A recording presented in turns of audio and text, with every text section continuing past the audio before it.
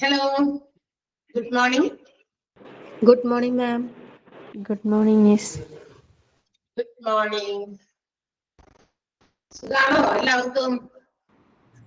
ഈ Good morning, ma'am. End of the വീക്കിലല്ലേ നമ്മൾ തമ്മിൽ കാണണ്ടേ അല്ലെ? വ്യാഴം വെള്ളി ഈ ദിവസങ്ങളായതുകൊണ്ട് കുറേ ദിവസം കഴിഞ്ഞ് കാണുന്ന പോലെ ഒരു ഫീലാണ്. ഓക്കെ, കേൾക്കൊണ്ടിരിക്കുകയാണ്. അപ്പൊ ഫസ്റ്റ് അവർ കഴിഞ്ഞപ്പോ വിട്ടുപോയോ ചിലവരൊക്കെ? ഫസ്റ്റ് അവറിൽ എത്ര കുട്ടികളുണ്ടായിരുന്നു? ഈ ക്ലാസ്സിൽ നിന്ന് ചാടിപ്പോണവരെ പിടിക്കാൻ ഇവിടെ ആള് നിർത്തണം എന്ന് എനിക്ക് തോന്നുന്നത്. പണ്ടൊക്കെ പിള്ളേര് ചില ക്ലാസ്സുകൾ കട്ട് ചെയ്ത് പോയില്ലേ അല്ലെ? അതുപോലെ ഫസ്റ്റ് അവറിൽ എത്ര കുട്ടികളുണ്ടായിരുന്നു? ആരുണ്ടായിരുന്നു ഇവിടെ ഉണ്ടായിരുന്നവരൊന്ന് പറയാമോ? ബാക്കിയുള്ളവരൊക്കെ ഇവിടെ ഉണ്ടല്ലോ.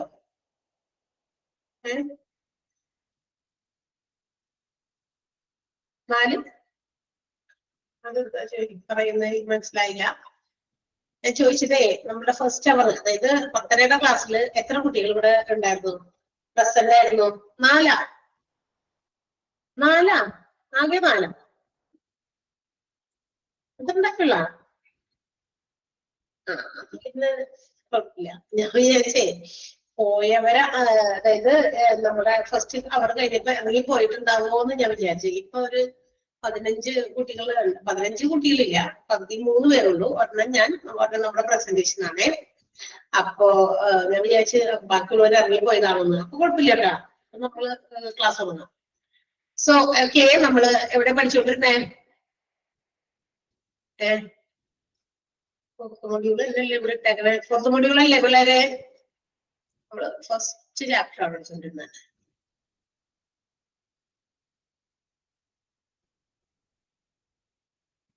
അല്ലേ? ഇവിടെ വരെ പഠിച്ചു ബെനിഫിറ്റ്സ്. അതെ അതെ, ബെനിഫിറ്റ്സ് ആണ്. ഏതിന്റെ ബെനിഫിറ്റാ? ESIയുടെ ബെനിഫിറ്റ് കേട്ടോ. ഒരു 3-4 ഗവൺമെന്റിന്റേതായ ചില സ്കീമുകളുണ്ട്. 3-4 നമുക്ക് ഇവിടെ പഠിക്കാനുണ്ട്. ഞാൻ പറഞ്ഞല്ലോ, ഇൻഷുറൻസ് ഗവൺമെന്റിന്റെ ഇൻഷുറൻസ് സ്കീമുകൾ മാത്രമേ ഇവിടെ സ്പെസിഫൈ ചെയ്ത് പറയുന്നുള്ളൂ. ആൻഡ് ഓൾസോ നമുക്കറിയാം സാധാരണയായിട്ട് പ്രൈവറ്റ് ഇൻഷുറൻസ് ഫേമുകളും ഉണ്ട് ഇതുപോലെ മെഡിക്ലെയിംസ് കൊടുക്കുന്നത്, അതുപോലെ തന്നെ ഹെൽത്ത് ഇൻഷുറൻസ് കൊടുക്കുന്നത്, അതുപോലെ ലൈഫ് ഇൻഷുറൻസ് പ്രൊവൈഡ് ചെയ്യുന്ന പലതരത്തിലുള്ള ഇൻഷുറൻസ് ഉണ്ട്. പ്രോപ്പർട്ടീസിനെ ഇൻഷുർ ചെയ്യുന്നതുണ്ട്. അങ്ങനെ different kinds of insurance provide ചെയ്യുന്ന private and government insurance companies ഉണ്ട് കേട്ടോ. നമ്മൾ കുറച്ച് ഗവൺമെന്റിന്റെ ആ ഒരു ഇതിനകത്ത് കീഴിലുള്ള ഓർഗനൈസേഷന്റെ കീഴിലുള്ള കുറച്ച് എന്താ പറയാ ഇൻഷുറൻസ് സ്കീമുകളാണ് നമ്മൾ പറഞ്ഞുകൊണ്ടിരിക്കുന്നത്. അതിൽ ഒരെണ്ണം നമ്മൾ ആദ്യം പറഞ്ഞു. ഏതായിരുന്നു അത്? സോഷ്യൽ ഹെൽത്ത് ഇൻഷുറൻസ്, SHI എന്ന് പറയുന്നത് അല്ലെ? സോഷ്യൽ ഹെൽത്ത് ഇൻഷുറൻസിനെ കുറിച്ച് നമ്മൾ പറഞ്ഞു. അത് പുവർ പീപ്പിൾ അവർക്ക് വേണ്ടിയിട്ടുള്ള കവറേജ് കൊടുക്കുന്ന ഒരു എന്താ പറയാ ഇൻഷുറൻസ് സ്കീമാണ്. അതുപോലെ തന്നെ ലോ കോസ്റ്റിൽ പ്രൊവൈഡ് ചെയ്യുന്നതാണ്. പിന്നെ ഇത് പ്രൈവറ്റ് ആൻഡ് ഗവൺമെന്റ് ഹോസ്പിറ്റൽസിലൊക്കെ നമുക്ക് ട്രീറ്റ്മെന്റ് കിട്ടുന്ന രീതിയിലുള്ള ഇൻഷുറൻസ് സ്കീമാണ്. ഇത് ഏതെങ്കിലും തരത്തിലുള്ള ജോലികളിൽ ഏർപ്പെടുന്ന ആളുകൾ അല്ലെ, അതുപോലെ തന്നെ ആ ജോലിയിൽ ഉള്ള ആളുകളിൽ കുറച്ച് ആളുകളെ ഗ്രൂപ്പായിട്ട് തിരിച്ചിട്ട് എടുക്കുന്ന ഇൻഷുറൻസ് ആണ്. ഇതിന്റെ ഇൻഷുറൻസ് പ്രീമിയം, അതിന്റെ ഒരു കോൺട്രിബ്യൂഷൻ നടത്തുന്നത് എംപ്ലോയർ ആണ്. ഇതൊക്കെയായിരുന്നു SHI എന്ന് പറയുന്ന സോഷ്യൽ ഹെൽത്ത് ഇൻഷുറൻസിന്റെ പ്രത്യേകതകൾ അല്ലെ? അതിനുശേഷമാണ് നമ്മൾ ESI എന്തിനു വേണ്ടിയിട്ട് ഉദ്ദേശിച്ചിട്ടുള്ളതാണ്? എംപ്ലോയി സ്റ്റേറ്റ് ഇൻഷുറൻസ് സ്കീം എന്നാണ് ESIS എന്നുള്ളത് പ്രൊവൈഡ് ചെയ്യുന്നത്. ബോത്ത് ക്യാഷ് ആൻഡ് എന്താ പറയാ മെഡിക്കൽ ബെനിഫിറ്റ്സ്, അതായത് ക്യാഷ് ആയിട്ടും മെഡിക്കൽ ബെനിഫിറ്റ്സ് ആയിട്ടും ഒക്കെ പ്രൊവൈഡ് ചെയ്യുന്ന തരത്തിലുള്ള ഇൻഷുറൻസ് ആണ്. എംപ്ലോയി സ്റ്റേറ്റ് ഇൻഷുറൻസ് കോർപ്പറേഷൻ ആണ് ഇതിനെ ഗവേൺ ചെയ്യുന്നത്, കൺട്രോൾ ചെയ്യുന്നത്. ഇതൊരു സെമി ഗവൺമെന്റ് ബോഡി ആണ് എന്നുള്ളത് നമ്മൾ പറഞ്ഞു അല്ലെ? ഇത് എന്താ പറയാ സിക്നെസ് ആയിട്ട്, അതായത് സിക്നെസ് ബെനിഫിറ്റ് പ്രൊവൈഡ് ചെയ്യുക, അസുഖങ്ങളൊക്കെ ഉള്ളവർക്ക് പലതരത്തിലുള്ള ബെനിഫിറ്റ് പ്രൊവൈഡ് ചെയ്യുക എന്നുള്ളതാണ് ഈ ഒരു ESI എന്ന് പറയുന്ന സ്കീമിന്റെ പ്രത്യേകത. ഇനി ഇതിനൊക്കെ ചില കണ്ടീഷൻസും ഉണ്ട് അല്ലെ? ആ ഒരു സിക്നെസ് ബെനിഫിറ്റ് അവൈലബിൾ ആക്കണമെങ്കിൽ എംപ്ലോയീസ് ഏകദേശം ഒരു 78 ദിവസം ഡേയ്സ് എങ്കിലും ജോലി ചെയ്തിരിക്കണം. എന്ന് വെച്ചാൽ ഇന്ന് കയറി നാളെ എനിക്ക് എന്തെങ്കിലും അസുഖം വന്നു, അത് ചിലപ്പോൾ എനിക്ക് നേരത്തെ എന്തെങ്കിലും ഉണ്ടായിരുന്ന അസുഖമായിരിക്കും. ഇതൊക്കെ കൂടുതലും എന്താ പറയാ നമ്മുടെ ഫാക്ടറീസിനെ ഉദ്ദേശിച്ചിട്ടുള്ളതാണ്. കാരണം ഫാക്ടറീസിൽ ജോലി ചെയ്യുന്ന ആളുകൾക്ക് പലതരത്തിലുള്ള അവരുടെ എംപ്ലോയ്മെന്റ് റിലേറ്റഡ് ആയിട്ടുള്ള ഇഷ്യൂസ് ഉണ്ടാകാൻ സാധ്യതയുണ്ട്. ലൈക്ക് ലങ് പ്രോബ്ലംസ്, ഇപ്പൊ ഫാക്ടറീസ് നിന്നൊക്കെ ഒത്തിരി പോയ്സണസ് ആയിട്ടുള്ള ഫ്യൂംസ് ഒക്കെ ശ്വസിച്ച് അവർക്ക് പലതരത്തിലുള്ള ലങ് ഇഷ്യൂസ് ഒക്കെ വരാൻ സാധ്യതയുണ്ട്. ആസ്തുമ പോലെയുള്ള രോഗങ്ങൾ വരാൻ. അതൊന്നും ഇന്ന് കയറി ജോലി ചെയ്തിട്ട് നാളെ തന്നെ ആസ്തുമ വരുന്നില്ല, അല്ലെ? അപ്പൊ അതല്ല, അതുകൊണ്ടാണ് ഇത്രയും ദിവസമെങ്കിലും, അതാണ് പറയുന്നത്, ആ ഒരു ടൈം ലിമിറ്റ് അല്ലെങ്കിൽ ആ ഡേറ്റിന്റെ ഒരു ലിമിറ്റേഷൻ അവർ പറയുന്നത്. മനസ്സിലായോ? അപ്പൊ ആ എംപ്ലോയി 78 ദിവസമെങ്കിലും ജോലി ചെയ്തിരിക്കണം. മെറ്റേണിറ്റി ബെനിഫിറ്റിന് അവൈലബിൾ ആകണമെങ്കിൽ സ്ത്രീ, അതായത് പെൺകുട്ടി 70 ഡേയ്സ് ബിഫോർ, അതായത് ആ ബെനിഫിറ്റിന് മുമ്പ് 70 ദിവസമെങ്കിലും ജോലി ചെയ്തിരിക്കണം എന്നുള്ളതാണ്. ഫാക്ടറീസിൽ വർക്ക് ചെയ്യുന്ന ജോലിക്കാരുടെ ഉദ്ദേശിച്ചിട്ടുള്ളതാണ് ഈ ഒരു ഇൻഷുറൻസ് പദ്ധതി എന്നുള്ളത് നമ്മൾ പറഞ്ഞു. And the workers those who are drawing less than 21 rupees wages per month, 21,000 രൂപയ്ക്ക് താഴെ മാസ കൂലി നേടുന്ന ആളുകളെ ഉദ്ദേശിച്ചിട്ടുള്ളതാണ്. അങ്ങനെയുള്ളവർക്കൊക്കെ ഈ ഒരു സ്കീമിൽ പങ്കെടുക്കാമെന്ന് പറഞ്ഞു. ഇങ്ങനെ പങ്കെടുക്കുമ്പോൾ employer and also the employee have to contribute as premium ആയിട്ട് രണ്ടു കൂട്ടരും കോൺട്രിബ്യൂട്ട് ചെയ്യുന്നുണ്ട് എംപ്ലോയി സ്റ്റേറ്റ് ഇൻഷുറൻസ് സ്കീമില്. എംപ്ലോയർ ഒരു കോൺട്രിബ്യൂഷൻ കൊടുക്കണം എംപ്ലോയിക്ക് വേണ്ടി. ഇപ്പൊ എനിക്ക് ESI എന്ന് പറയുന്ന ഇൻഷുറൻസ് സ്കീമിൽ പാർട്ടിസിപ്പേറ്റ് ചെയ്യാൻ, ഞാൻ വർക്ക് ചെയ്യുന്ന ഓർഗനൈസേഷനിൽ അങ്ങനത്തെ ഒരു ഇൻഷുറൻസിൽ ഞാൻ പാർട്ടിസിപ്പേറ്റ് ചെയ്തിട്ടുണ്ടെങ്കിൽ എനിക്ക് വേണ്ടി 3.25% എന്റെ വേജസിന്റെ, എന്റെ കൂലി എത്രയാണോ അതിന്റെ 3.25% എംപ്ലോയർ അടയ്ക്കണം. നമ്മുടെ ഇതിന്റെ എംപ്ലോയർ, ഈ ഓർഗനൈസേഷന്റെ എംപ്ലോയർ അടയ്ക്കണം. എന്റെ ഭാഗത്തുനിന്ന് ഞാൻ അടയ്ക്കേണ്ടത് 0.75% ആണ്. അങ്ങനെ ടോട്ടൽ 3.25ഉം 0.75 കൂടി ചേർന്ന് ഒരു 4% ആണ്. എന്റെ കൂലിയുടെ 4% ആണ് ESIയിലേക്ക് കോൺട്രിബ്യൂട്ട് ചെയ്യുന്നത്. അപ്പൊ ആ ചെറിയ പിടുത്തം അല്ലെങ്കിൽ ആ ചെറിയൊരു എമൗണ്ട് അതവിടെ അക്യുമുലേറ്റ് ചെയ്ത് എനിക്ക് ഏതെങ്കിലും തരത്തിലുള്ള അസുഖങ്ങൾ ജോലിയുമായി ബന്ധപ്പെട്ടുണ്ടായാൽ അതിന് വേണ്ടിയിട്ടുള്ള കോൺട്രിബ്യൂഷൻസ് ആരും തരും. ആ പൈസ മെഡിക്കൽ എയിലൊക്കെ നമുക്ക് ഇൻഷുറൻസ് കമ്പനി തരും. അതിന് വേണ്ടിയിട്ടാണ് അങ്ങനെ പ്രൊവൈഡ് ചെയ്യുന്നത്. ഇനിയും വേറൊരു കാര്യം കൂടി നമ്മൾ പറഞ്ഞിരുന്നു. എന്തായിരുന്നു അത്? ഒരു 176 രൂപ പെർ ഡേ, അതിനേക്കാൾ കുറവ് വാങ്ങിക്കുന്ന ആളുകൾ അവരുടെ എംപ്ലോയിയുടെ ഭാഗത്തു നിന്നുള്ള കോൺട്രിബ്യൂഷൻ കൊടുക്കണ്ട. മനസ്സിലായോ? അപ്പൊ മുഴുവനും അത് കൊടുത്തോളണം, എംപ്ലോയർ കൊടുത്തോളണം. കാരണം ആൾക്ക് ആകെ 176 രൂപയിൽ താഴെയാണ്. അപ്പൊ അത് മന്തിലേക്ക് കൺവേർട്ട് ചെയ്യുമ്പോൾ അറിയാലോ. അപ്പൊ അതിൽ കുറവ് വരുന്നത് കൊണ്ടാണ് ആൾക്കത് അടയ്ക്കേണ്ടതെന്ന് പറയുന്നത്. ഇത്രയും കാര്യങ്ങൾ നമ്മൾ പറഞ്ഞു. പിന്നെ നമ്മൾ പറഞ്ഞുകൊണ്ടിരുന്നത് കുറച്ച് ബെനിഫിറ്റ്സ് ആണ്. ESIയുടെ നേട്ടങ്ങൾ എന്തൊക്കെയാണ്? ESI എന്ന് പറയുന്ന ആ ഒരു ഇൻഷുറൻസ് സ്കീമിൽ if we are participating, what are the benefits available? നമുക്ക് കിട്ടുന്ന ആനുകൂല്യങ്ങൾ അല്ലെങ്കിൽ നേട്ടങ്ങൾ എന്തൊക്കെയാണ്? അതിലൊന്നാമത് നമ്മൾ പറഞ്ഞു സിക്നെസ് ബെനിഫിറ്റ് കിട്ടുമെന്ന് പറഞ്ഞു, അല്ലെ? ആ സിക്നെസ് ബെനിഫിറ്റ് എത്ര ദിവസം കിട്ടും? 91 ദിവസം, എ ഇയർ, അല്ലെ? ഒരു വർഷത്തില് 91 ദിവസം അവരുടെ വേജസിന്റെ 70%, നമുക്ക് എന്തെങ്കിലും തരത്തിലുള്ള രോഗം വന്ന് പല സമയത്തായിട്ട് അടുപ്പിച്ച് 91 ദിവസം വേണമെന്ന് നിർബന്ധമില്ല. മനസ്സിലായോ? പലപ്പോഴായിട്ട് പല അസുഖങ്ങൾ വന്നിട്ട് നമ്മൾ കുറച്ച് ദിവസമൊക്കെ ജോലിക്ക് വരാൻ പറ്റില്ല.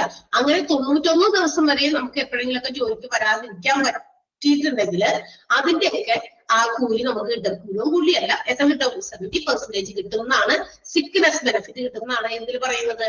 ESI എന്ന് പറയുന്നത്. അത് നമ്മൾ പറഞ്ഞതല്ലേ? ഫസ്റ്റ് വൺ പറഞ്ഞതാണോ? വായിച്ചു നോക്കി ഇത്രയും വരെയൊക്കെ. മനസ്സിലായല്ലോ അല്ലേ? പറയേ. ആ ചാടി നിൽക്കോ? നിങ്ങളുടെ എനർജി കൂടിയാണ് നമുക്കൊരു പോസിറ്റിവിറ്റി തരാം. നിങ്ങൾ ഇങ്ങനെ ചാടി വേഗം തമ്പിടുക അല്ലെങ്കിൽ ടീച്ചറൊക്കെ കൂടി പറയും എന്ന് പറഞ്ഞാൽ കുഴപ്പമില്ല. രണ്ട് കണക്കാണ്, രണ്ടും പോസിറ്റീവാണ്. പക്ഷെ ഒന്ന് റിയാക്ഷൻ ആണ് നമുക്ക് ഏറ്റവും അത്യാവശ്യം വേണ്ടത്. Okay, yes. അടുത്തത് എന്താ? എക്സ്റ്റെൻഡഡ് സിക്നെസ് ബെനിഫിറ്റ് ആണ്. കുറച്ചുകൂടി എക്സ്റ്റെൻഡ് ചെയ്തിരിക്കുന്ന ചില എന്താ പറയാ നമ്മളുടെ ബെനിഫിറ്റുകൾ കിട്ടുന്ന ചില രോഗങ്ങൾ. അതെല്ലാ രോഗങ്ങൾക്കല്ല, സാധാരണഗതിയിലുള്ള ചില പലപ്പോഴും ഉണ്ടാകുന്ന വല്ല പനികള്, അതിപ്പോ ആക്ച്വലി അത് രോഗങ്ങളൊക്കെ ചില സീസൺസ് ആയിട്ട് ബന്ധപ്പെട്ടൊക്കെ ഉണ്ടാവുമല്ലോ. അങ്ങനെയൊക്കെ വരുമ്പോൾ അത് കുറച്ച് ദിവസത്തേക്ക് നമുക്ക് ജോലിക്ക് പോകാൻ പറ്റില്ല. അങ്ങനെ പലപ്പോഴായിട്ട് വന്നു ഒരു 91 ദിവസം വരെ നമ്മൾ അവധിയൊക്കെ എടുത്തിട്ടുണ്ടെങ്കിൽ നമുക്ക് ആ 91 ദിവസം, ഒരു വർഷത്തിൽ 365 ദിവസമാണ്. 365 ഡേയ്സിൽ ഔട്ട് ഓഫ് 365 ഡേയ്സിൽ 91 ഡേയ്സ് വരെ നമ്മളുടെ ആ ലീവുകൾക്കൊക്കെ നമുക്ക് 70% നമ്മളുടെ വേജസിന്റെ കിട്ടും. ഇപ്പൊ 1000 രൂപ വേജസ് ആണെങ്കിൽ 1000ന്റെ 70%, 1000ന്റെ 70% എത്രയാ? 700 അല്ലെ? 700 രൂപ കിട്ടും ഓരോ ദിവസവും 91 ദിവസം വരെ കിട്ടും, അല്ലെ? ബാക്കിയുള്ള ദിവസങ്ങളിൽ സാധാരണ പിന്നെ അത് കഴിഞ്ഞ് പിന്നെയും അവധികൾ ഉണ്ടെങ്കിൽ സാധാരണ തരത്തിലുള്ള രോഗമാണെങ്കിലും നമുക്ക് പിന്നെ കിട്ടില്ല, ബാക്കിയൊന്നും കിട്ടില്ല. ജോലിക്ക് പോകാൻ പറ്റാത്ത ദിവസത്തെ ശമ്പളമില്ല അല്ലെങ്കിൽ കൂലിയില്ല. അതേസമയം എക്സ്റ്റെൻഡഡ് ബെനിഫിറ്റ്സ് എന്ന് ഉദ്ദേശിക്കുന്നത് ചില ഡിസീസസ് ലൈക്ക് കുറച്ചുകൂടി പ്രൊലോങ്ഡ് ആയിട്ടുള്ള റിക്കവറി ആവശ്യമുള്ള രോഗങ്ങളാണ്. എന്ന് വെച്ചാൽ പെട്ടെന്നൊന്നും മാറാനുള്ള സാധ്യതകൾ ഇല്ലാത്ത ചില രോഗം ലൈക്ക് അതിന് എക്സാമ്പിൾസ് പറയുന്നുണ്ട് ട്യൂബർകുലോസിസ്, പിന്നെ ലെപ്രസി. എന്താണ് ലെപ്രസി എന്ന് പറയുന്നത്? കുഷ്ഠരോഗമൊക്കെയാണ്. പിന്നെ ഫ്രാക്ചേഴ്സ്, വലിയ ഒടിവ് അല്ലെങ്കിൽ ചർവ് അല്ലെങ്കിൽ കാലിന്റെ ഒക്കെ ഒരു ഭാഗമൊക്കെ ഇതായി പോവുക. അപ്പൊ ചിലപ്പോൾ വലിയ ഫ്രാക്ചേഴ്സ് ഒക്കെ ആണെങ്കിൽ അതിനൊക്കെ കുറച്ചധികം ദിവസമൊക്കെ നമുക്ക് ലീവ് എടുക്കേണ്ടി വരും. പിന്നെ വല്ല മാരകമായിട്ടുള്ള രോഗങ്ങൾ കേട്ടോ, മാഗ്നസി എന്ന് പറഞ്ഞിട്ടുണ്ടെങ്കിൽ മാരക രോഗങ്ങൾ, അങ്ങനെയൊക്കെയുള്ള കാര്യങ്ങളാണെങ്കിൽ നമ്മളുടെ വേജസിന്റെ കുറച്ചുകൂടി എക്സ്റ്റെൻഡ് ചെയ്ത് കൊടുത്തിട്ടുണ്ട്. രണ്ട് കാര്യത്തിലും എക്സ്റ്റൻഷൻ ഉണ്ട്. കൊടുക്കുന്ന കൂലിയുടെ കാര്യത്തിലും എക്സ്റ്റൻഷൻ ഉണ്ട്. കൊടുക്കുന്ന എന്താ പറയാ വേജസ് എത്ര ദിവസം വരെ, നേരത്തെ 91 ദിവസമല്ലേ പറഞ്ഞത്, ആ ദിവസങ്ങളുടെ എണ്ണത്തിലും വ്യത്യാസമുണ്ട്. അതെങ്ങനെയാ? 80% ഓഫ് വേജസ് കിട്ടും. വേജസിന്റെ 80% കിട്ടുമെന്നുള്ളത് അത് എക്സ്റ്റെൻഡ് ചെയ്തിരിക്കുകയാണ്. 91 നിന്ന് എക്സ്റ്റെൻഡ് ടു 2 years, 2 വർഷം വരെ കിട്ടുന്നത്. മനസ്സിലായോ? കാരണം ഇതിനൊക്കെ കുറച്ച് കൂടുതൽ ദിവസം ചില ജോലിക്കൊന്നും വരാൻ പറ്റില്ലല്ലോ, മാരക രോഗങ്ങളൊക്കെ പിടിപെട്ടായിരുന്നാല്. അപ്പൊ അതൊക്കെ മാറി വരാനൊക്കെ ആയിട്ട് സമയം എടുക്കും. അപ്പൊ അതുകൊണ്ട് തന്നെ അത്തരം സാഹചര്യങ്ങളിൽ വരുന്ന എംപ്ലോയീസ് ആണെങ്കിൽ അവർക്ക് എത്ര കിട്ടും? 80% വേജസ് കിട്ടും. വേജസിന്റെ 80% രൂപ കിട്ടും. കൂടാതെ അവർക്ക് ഒരു 2 years വരെ ആ സിക്നസ് ബെനിഫിറ്റ് അവൈലബിൾ ആകാനുള്ള പീരീഡ് എക്സ്റ്റെൻഡ് ചെയ്തിട്ടുണ്ട്. ക്ലിയർ ആയോ? എക്സ്റ്റെൻഡഡ് ബെനിഫിറ്റ് ക്ലിയർ ആയോ? ഇത് ഓരോന്നും ഇമ്പോർട്ടന്റ് ആണ് കേട്ടോ. സിക്നസ് ബെനിഫിറ്റ് എത്ര ദിവസം കിട്ടും, എത്ര വേജസിന്റെ എത്ര ഭാഗം കിട്ടും എന്നുള്ളതൊക്കെ അവിടെ ഇമ്പോർട്ടന്റ് ആണ്. അങ്ങോട്ട് അതൊക്കെ ഒന്ന് അണ്ടർലൈൻ ചെയ്യാം. യെസ്. അടുത്തത് എൻഹാൻസ്ഡ് സിക്നസ് ബെനിഫിറ്റ് ആണ്. ഇനിയും വീണ്ടും കുറച്ചുകൂടി ഇംപ്രൂവ്ഡ് ആയിട്ടുള്ള ബെനിഫിറ്റ് ആണ്. അത് ഇൻ കേസ് ഓഫ് എന്താ പറയാ മെയിൽസിനും ഫീമെയിൽസിനും പല രീതിയിലാണ്, 2 രീതിയിലാണ്. അപ്പൊ മെയിൽ ബെനിഫിഷ്യറീസ്, അതായത് ആണുങ്ങളാണെങ്കിലും പുരുഷന്മാരാണെങ്കിലും അവർക്ക് 7 ദിവസം ഏത് സമയത്താണെന്ന് പറയുന്നത്, അതുപോലെ തന്നെ പെണ്ണുങ്ങൾക്കും at the time of at the event of sterilization, വന്ധ്യകരണം എന്ന് പറയുന്നത് പ്രസവം നിർത്തുന്നതുമായിട്ട് ബന്ധപ്പെട്ടിട്ടൊക്കെ കുറച്ചധികം ദിവസമൊക്കെ ലീവ് എടുക്കേണ്ടിയൊക്കെ വരുമല്ലോ. അത് നിർത്തി കഴിഞ്ഞതുമായിട്ട് ബന്ധപ്പെട്ടേ കുറച്ച് ദിവസം റെസ്റ്റ് എടുക്കാൻ പറയില്ലേ, ഇല്ലേ? അപ്പൊ അതുപോലെ സ്റ്റെറിലൈസേഷൻ എന്ന് പറയുന്ന സംഭവം നടക്കുന്ന ആ സമയത്താണെങ്കിൽ പുരുഷന്മാർക്ക് ഒരു 7 ദിവസം അവധി, അവർക്ക് അവരുടെ ബെനിഫിറ്റ്, അവരുടെ വേജസിന്റെ അവർ പറഞ്ഞിരിക്കുന്ന എന്താ പറയുക എടുക്കുന്ന ലീവിന്റെ വേജസ് പ്രൊവൈഡ് ചെയ്യുന്നതായിരിക്കും. അതുപോലെ തന്നെ സ്ത്രീകൾക്കാണെങ്കിൽ 14 ദിവസം വരെ അതിന്റെ ബെനിഫിറ്റ് അവൈലബിൾ ആകും. ക്ലിയർ ആയോ? Up to 7 days for male beneficiaries and up to 14 days for female beneficiaries in the event of sterilization. വന്ധ്യകരണം. മലയാളം അതാണ് തോന്നുന്നത്. ഓക്കെ, മനസ്സിലായോ? എൻഹാൻസ്ഡ് സിക്നസ് ബെനിഫിറ്റ് കിട്ടുന്നത് പുരുഷന്മാർക്കും സ്ത്രീകൾക്കും ഒരുപോലെയല്ല, 2 കൂട്ടർക്കും വ്യത്യാസമുണ്ട്. ക്ലിയർ ആയോ? പിന്നീടൊക്കെ മാറ്റങ്ങൾ ഈ ഇൻഷുറൻസ് ആയതുകൊണ്ട് ഈ ചില ഇത്തരം ഗവൺമെന്റിന്റേതായിട്ടുള്ള നിയമങ്ങളും മറ്റു കാര്യങ്ങളിലൊക്കെ പലപ്പോഴും അപ്ഡേഷൻസും വരുമല്ലോ. നമ്മൾ എപ്പോഴും ഇങ്ങനെ തന്നെയായിരിക്കും എന്ന് വിചാരിക്കേണ്ട. ചിലപ്പോഴൊക്കെ മാറ്റങ്ങൾ വരും. അതായത് എന്താ പറയാ, നിയമങ്ങളും പല മാറ്റങ്ങൾ ഇക്കോണമിയിൽ സംഭവിക്കുമല്ലോ. നമ്മുടെ രാജ്യത്ത് സമ്പദ് വ്യവസ്ഥയിൽ പല കാര്യങ്ങളും മാറ്റങ്ങൾ സംഭവിക്കുമ്പോൾ അക്കോർഡിംഗ് ടു ദാറ്റ് ഇപ്പൊ പെൻഷൻസ് ഒക്കെ എൻഹാൻസ് ചെയ്തിട്ടുണ്ട്. 1600 രൂപ എന്നുള്ളത് എന്താ പറയാ ഓൾഡ് ഏജ് പെൻഷൻ ഒക്കെ മാറ്റിയിട്ടുണ്ട്, 2000 ആക്കി മാറ്റിയിട്ടുണ്ട് അല്ലെ. അങ്ങനെ ഇക്കോണമിയിൽ ചില ചേഞ്ചസ് വരുമ്പോൾ അതിനനുസരിച്ച് പല കാര്യങ്ങളിലും മാറ്റങ്ങൾ വരും. ലൈക്വൈസ് അതുപോലെ തന്നെ ഈ ഗവൺമെന്റിന്റേതായ കാര്യങ്ങളായതുകൊണ്ട് ഇതിനകത്തും ചിലപ്പോഴൊക്കെ ചേഞ്ചസ് വരും. ഗവൺമെന്റിന് മാത്രമല്ല പ്രൈവറ്റ് ഇൻസ്റ്റിറ്റ്യൂഷൻസും ചേഞ്ചസ് കൊണ്ടുവരാറുണ്ട് കേട്ടോ. അപ്പൊ ഇത് അക്യുറേറ്റ് ആ ഒരു വാല്യൂ തന്നെ ആയിരിക്കുന്നത് നമ്മൾ വിചാരിക്കില്ല. അപ്പൊ ഇതൊക്കെ കിട്ടും എന്നുള്ളത് നമ്മൾ മനസ്സിലാക്കുക. Okay, yes. അടുത്തത് മെറ്റേണിറ്റി ബെനിഫിറ്റ് ആണ്. അതെന്താ മെറ്റേണിറ്റി ബെനിഫിറ്റ്? പ്രസവം അല്ലെ, പ്രസവവുമായിട്ട് ബന്ധപ്പെട്ടിട്ട് at the rate of full wages pregnancy, അതായത് ആ പ്രഗ്നൻസിയുടെ സമയത്ത് 150 ദിവസത്തേക്ക്, 150 ദിവസം പറയുമ്പോൾ തൊട്ട് മുമ്പ് പ്രഗ്നൻസിയുടെ തൊട്ടുമല്ല, ബർത്ത് കൊച്ചിനെ ജനിക്കുന്നതിന് തൊട്ട് മുമ്പുള്ള കുറച്ച് ദിവസങ്ങളും അതിന് ശേഷമുള്ള ദിവസങ്ങൾ അല്ലെങ്കിൽ മാസങ്ങളൊക്കെയാണ് 150 ദിവസം വരെ ആണ് ഇൻ കേസ് ഓഫ് പ്രഗ്നൻസി ടൈമിൽ അവർക്ക് ബെനിഫിറ്റ് കിട്ടുന്നത്. എന്തോരം കിട്ടും? ഫുൾ വേജസ് 150 ദിവസം വരെ കൊടുക്കാം. അത്രയും ദിവസം നിങ്ങൾ വേണമെങ്കിൽ ലീവ് എടുത്തോ. ചില ആളുകളുണ്ട് കേട്ടോ, ചിലരുണ്ട് അവര് ജോലി ചെയ്യാനായിട്ട് പോകുന്ന സ്ഥലങ്ങളിൽ ഇതുപോലെ കാരിങ് ആണെങ്കിലും ആ ആശുപത്രിയിലെ മറ്റേ പ്രസവത്തിന് വേണ്ടി പോകുന്ന തൊട്ട് തല ദിവസം വരെയൊക്കെ ചിലവർ ജോലിക്ക് പോകും. കാരണം എന്താണെന്ന് വെച്ചാൽ നമ്മുടെ ഈ ഒരു ബെനിഫിറ്റ് നമുക്ക് അവൈലബിൾ ആക്കാം. എപ്പോ കുഞ്ഞ് ജനിക്കുമ്പോഴാണല്ലോ നമ്മളെ കൊണ്ട് കൂടുതൽ ആവശ്യ ഫീൽഡുകളിൽ കുഞ്ഞിനും അതുപോലെ തന്നെ വീട്ടിൽ നമുക്ക് കുറച്ച് ദിവസം റെസ്റ്റ് ചെയ്യണം, അതിൻ്റെതായ കുറച്ച് ചികിത്സയും മറ്റു കാര്യങ്ങളും വട്ടമൊക്കെ ഉണ്ടല്ലോ. അപ്പൊ അതൊക്കെ നടത്താൻ വേണ്ടി.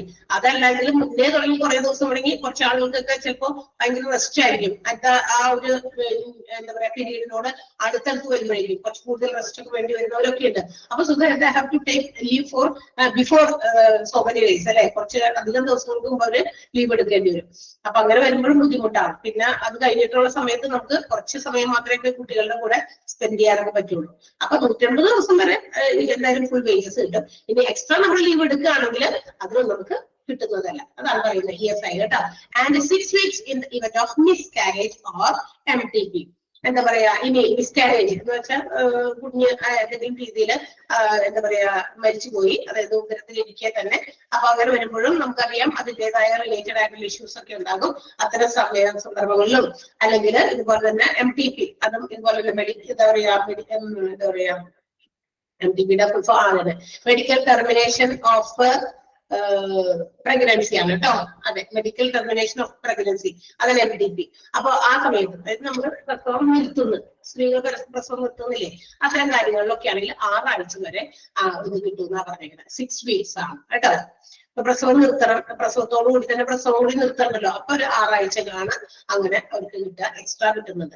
അപ്പൊ ആ സമയത്തൊക്കെ അവർക്ക് ഫുൾ വേജസ് ആയിരിക്കും സ്ത്രീകൾക്ക് പ്രൊവൈഡ് ചെയ്യുക. അതാണ് മെറ്റേണിറ്റി ബെനിഫിറ്റ് എന്നതുകൊണ്ട് ഉദ്ദേശിക്കുന്നത്.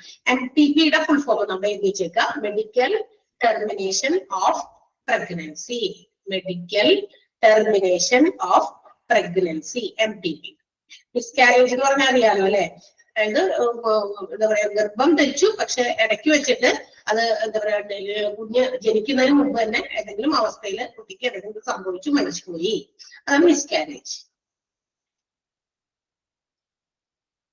ക്ലിയർ ആയോ? മെറ്റേണിറ്റി ബെനിഫിറ്റ് മനസ്സിലായോ? അടുത്ത് പറഞ്ഞോട്ടെ, ഡിസേബിൾമെന്റ് ബെനിഫിറ്റ് ആണ്. ഡിസേബിൾഡ് ആകുക, ഏതെങ്കിലും തരത്തില് എന്തെങ്കിലും ജോലി ചെയ്യുന്നതുമായി ബന്ധപ്പെട്ടോ അല്ലാതെയൊക്കെ ചില ഭാഗികമായിട്ടൊക്കെ ചില ഡിസബിലിറ്റി സംഭവിച്ചു വിചാരിക്കാം. ജോലിക്ക് ഇരിക്കാൻ എന്തെങ്കിലും പറ്റി കയ്യുടെയോ കാലിന്റെയോ ഏതെങ്കിലും ഒരു ഭാഗം പോയി നമ്മുടെ ഡിസേബിൾഡ് ആയി നമ്മൾ അല്ലെ, എന്ന് വെച്ചാൽ നമുക്ക് ഏതെങ്കിലും അവയവമൊക്കെ നമുക്ക് ഇല്ലാതായി. അങ്ങനെ ആകുകയാണെങ്കിൽ ആ ഒരു പീരീഡില് ഡിസേബിൾമെന്റ് പീരീഡിൽ നമുക്ക് കുറച്ച് നാളത്തെ ജോലിക്കൊന്നും പോകാൻ പറ്റില്ല. ആ തുടക്കമൊക്കെ പിന്നീട് നമ്മൾ എന്ത് ചെയ്യും, അതാണെങ്കിലും നമുക്ക് പോകാൻ പറ്റുമെന്നുള്ള സാഹചര്യത്തിലാണെങ്കിൽ അതിനുശേഷം എന്താ പറയാ ആ ഒരു പീരീഡില്, ആ ഒരു ഡിസേബിൾമെന്റ് പീരീഡില് എത്ര കിട്ടും നമുക്ക്? 90% of the wages. Temporary disabled പേഴ്സൺസിനാണ് കേട്ടോ. പൂർണ്ണമായിട്ടും ഡിസേബിൾഡിനല്ല, പിന്നെ അവര് പിന്നെ ജോലിക്ക് പോകാൻ പറ്റില്ലല്ലോ. പൂർണ്ണമായിട്ടും ഡിസേബിൾഡ് ആയി ഒട്ടും തന്നെ ജോലിക്കൊന്നും തിരിച്ചു വരാൻ പറ്റാത്ത സമയത്തല്ല, ടെമ്പററി ആയിട്ട് താൽക്കാലികമായിട്ട് കുറച്ച് നാളത്തേക്ക് നമുക്ക് ആ ഡിസബിലിറ്റി കൊണ്ട് ജോലിക്കൊന്നും പോകാൻ പറ്റില്ല. അപ്പൊ നമുക്ക് ആ ദിവസത്തേക്ക് അത്രയും കാലത്തേക്ക് എന്ത് ചെയ്യുന്നു, 90% ഓഫ് ദ വേജസ്, എത്ര ദിവസമാണോ അത്രയും ദിവസത്തിന്റെ 90% വേജസ് കിട്ടും. ക്ലിയർ ആയോ? അതാണ് ഡിസേബിൾമെന്റ് ബെനിഫിറ്റ് എന്ന് പറയുന്നത്. മനസ്സിലായോ? സിമ്പിൾ സാധനങ്ങളൊക്കെയാണ്. ESIയിലൊക്കെ ഒരുപാട് ആനുകൂല്യങ്ങളുണ്ട്. ESI ഒക്കെ പ്രൊവൈഡ് ചെയ്യുന്ന ഓർഗനൈസേഷനിലൊക്കെ നമുക്ക് ജോലി ചെയ്ത് കഴിഞ്ഞാൽ ഇങ്ങനത്തെ കുറെ കാര്യങ്ങളൊക്കെ ഉണ്ട്. ഒരു പരിധി വരെ ഒരുപാട് ബെനിഫിറ്റ്സ് ഒക്കെ ഉള്ളതാണ്. ESI ഉണ്ടോ എന്നൊക്കെ ചിലപ്പോഴൊക്കെ ആളുകൾ ചോദിക്കും. അതായത് നമ്മളിപ്പോ ജോലിക്ക് കയറുമ്പോൾ ഏറ്റവും കൂടുതൽ ആളുകൾ പ്രിഫർ ചെയ്യുന്നത് ഈ ഒരു ഇൻഷുറൻസ് ഉണ്ടോ എന്നുള്ളതാണ്. Okay, next one funeral benefit ആണ്. ഫ്യൂണറൽ എന്താ? ശവസംസ്കാരവുമായി ബന്ധപ്പെട്ടുള്ള ചില കാര്യങ്ങൾക്ക് നേട്ടങ്ങൾ കിട്ടുന്ന ഒരു സ്കീമാണ് ഇത്, ESI എന്ന് പറയുന്നത്. അതായത് the eldest surviving member of the family will receive ₹15,000 for the funeral purpose. നമ്മൾ അവിടെ ജോലിക്ക് ഇരിക്കെ മരണമൊക്കെ സംഭവിക്കുകയാണെങ്കിൽ ആ മരിക്കുന്ന ആളുടെ കുടുംബത്തിന്, അവിടുത്തെ എൽഡസ്റ്റ് മെമ്പർ ആരാണോ അവർക്ക് ഒരു ₹15,000 വരെ ഫ്യൂണറൽ പർപ്പസിന്, അതായത് ശവസംസ്കാരവുമായിട്ട് ബന്ധപ്പെട്ടിട്ടുള്ള കാര്യങ്ങൾക്കൊക്കെ ഒരു ₹15,000 വരെ കിട്ടുന്നതാണ് പറയാം. Okay, 15,000. The eldest surviving member is given an amount of 15,000 for the funeral purpose എന്നാണ് ESIയിൽ പറഞ്ഞിരിക്കുന്നത്. ESIയിൽ കിട്ടുന്ന കാര്യമാണ് കേട്ടോ. ESI ഓരോ ഇൻഷുറൻസിനും അതിൻ്റെതായ ടേംസ് ആൻഡ് കണ്ടീഷൻസ് ഉണ്ട്. SHI പറഞ്ഞ പോലെയല്ല, അവിടെ മെഡിക്കൽ ട്രീറ്റ്മെന്റും മറ്റു കാര്യങ്ങളൊക്കെ കൊടുക്കുന്നുള്ളൂ. ഇവിടെ ഒരുപാട് ഓരോ സിക്നസിനും ഓരോ രോഗങ്ങൾക്ക് വേണ്ടിയിട്ട് പർട്ടിക്കുലർലി എടുത്തെടുത്ത് പറയുന്ന കാര്യങ്ങളാണ് പറയുന്നത്. ക്ലിയർ ആയോ? മനസ്സിലായോ? Okay, next one medical benefit. അപ്പൊ നമ്മളുടെ ESI പ്രൊവൈഡ് ചെയ്യുന്ന ബെനിഫിറ്റുകളാണ്. അതിൽ ലാസ്റ്റ് വൺ ആണ് മെഡിക്കൽ ബെനിഫിറ്റ്. മെഡിക്കൽ കവറേജ് കൊടുക്കുക. അത് ഇൻപേഷ്യൻസ്, അതായത് ഏതെങ്കിലും ഹോസ്പിറ്റൽസിൽ നമ്മൾ രോഗിയെ കിടത്തി അവിടെ കിടക്കുന്ന ചെലവുകൾ, അതുകൂടാതെ ചിലപ്പോൾ ചില സ്പെഷ്യലിസ്റ്റ് സർവീസിനൊക്കെ വേണ്ടി നമ്മൾ പുറത്തേക്കൊക്കെ എന്തെങ്കിലും വലിയ എന്തെങ്കിലും എന്താ പറയാ ടെസ്റ്റ് ചെയ്യാനുണ്ട്, അത് ചിലപ്പോൾ നമ്മൾ അഡ്മിറ്റഡ് ആകുന്ന ഹോസ്പിറ്റലിൽ ഇല്ല. അപ്പൊ നമ്മൾ അതിന്റെ സ്പെഷ്യലൈസ്ഡ് ആയിട്ടുള്ള വേറെ ഏതെങ്കിലും സ്ഥലത്ത് കൊണ്ട് ആ ടെസ്റ്റ് ചെയ്യാൻ ചെയ്യും. അപ്പൊ ഒരു സ്പെഷ്യലൈസ്ഡ് സർവീസ് നമ്മൾ മറ്റൊരു സ്ഥലത്ത് നിന്ന് നമുക്ക് കിട്ടുകയാണ് ചെയ്യുന്നത്. അപ്പൊ അവിടുത്തെ പേയ്മെന്റുകൾ, അത് പിന്നെ ആംബുലൻസ് സർവീസ്, പിന്നെ ഇതിനകത്ത് ഹോസ്പിറ്റൽസിനകത്ത് എന്തൊക്കെ ചെലവാകുന്നതാണ്, അങ്ങനെയുള്ള എല്ലാ ബെനിഫിറ്റ്സും ഇതിൽ കിട്ടും, ESI കിട്ടും. മെഡിക്കൽ മെമ്പർ ഓഫ് ESIയുടെ മെമ്പർ ആണെങ്കിൽ നമുക്ക് medical coverage which includes outdoor services, outdoor treatment, അതുപോലെ specialised treatment, ambulance service, indoor സർവീസസിനൊക്കെ നമുക്ക് പ്രൊവൈഡ് ചെയ്യുന്ന ബെനിഫിറ്റ് ആണ്. ESIയിലാണ് ഇത് പ്രൊവൈഡ് ചെയ്യുന്നത്. ESIയിൽ മാത്രമേ അങ്ങനെയൊക്കെ കിട്ടുള്ളൂ. മനസ്സിലായോ? ഗവൺമെന്റ് ഓഫർ ചെയ്യുന്ന ഇൻഷുറൻസിൽ. ക്ലിയർ ആയോ? മനസ്സിലായോ? യെസ്. അപ്പൊ ഇതൊക്കെയാണ് ഇതിന്റെ ESIയുടെ ബെനിഫിറ്റുകൾ. അപ്പൊ ഏതൊക്കെ ബെനിഫിറ്റ് നമ്മൾ പറഞ്ഞേ?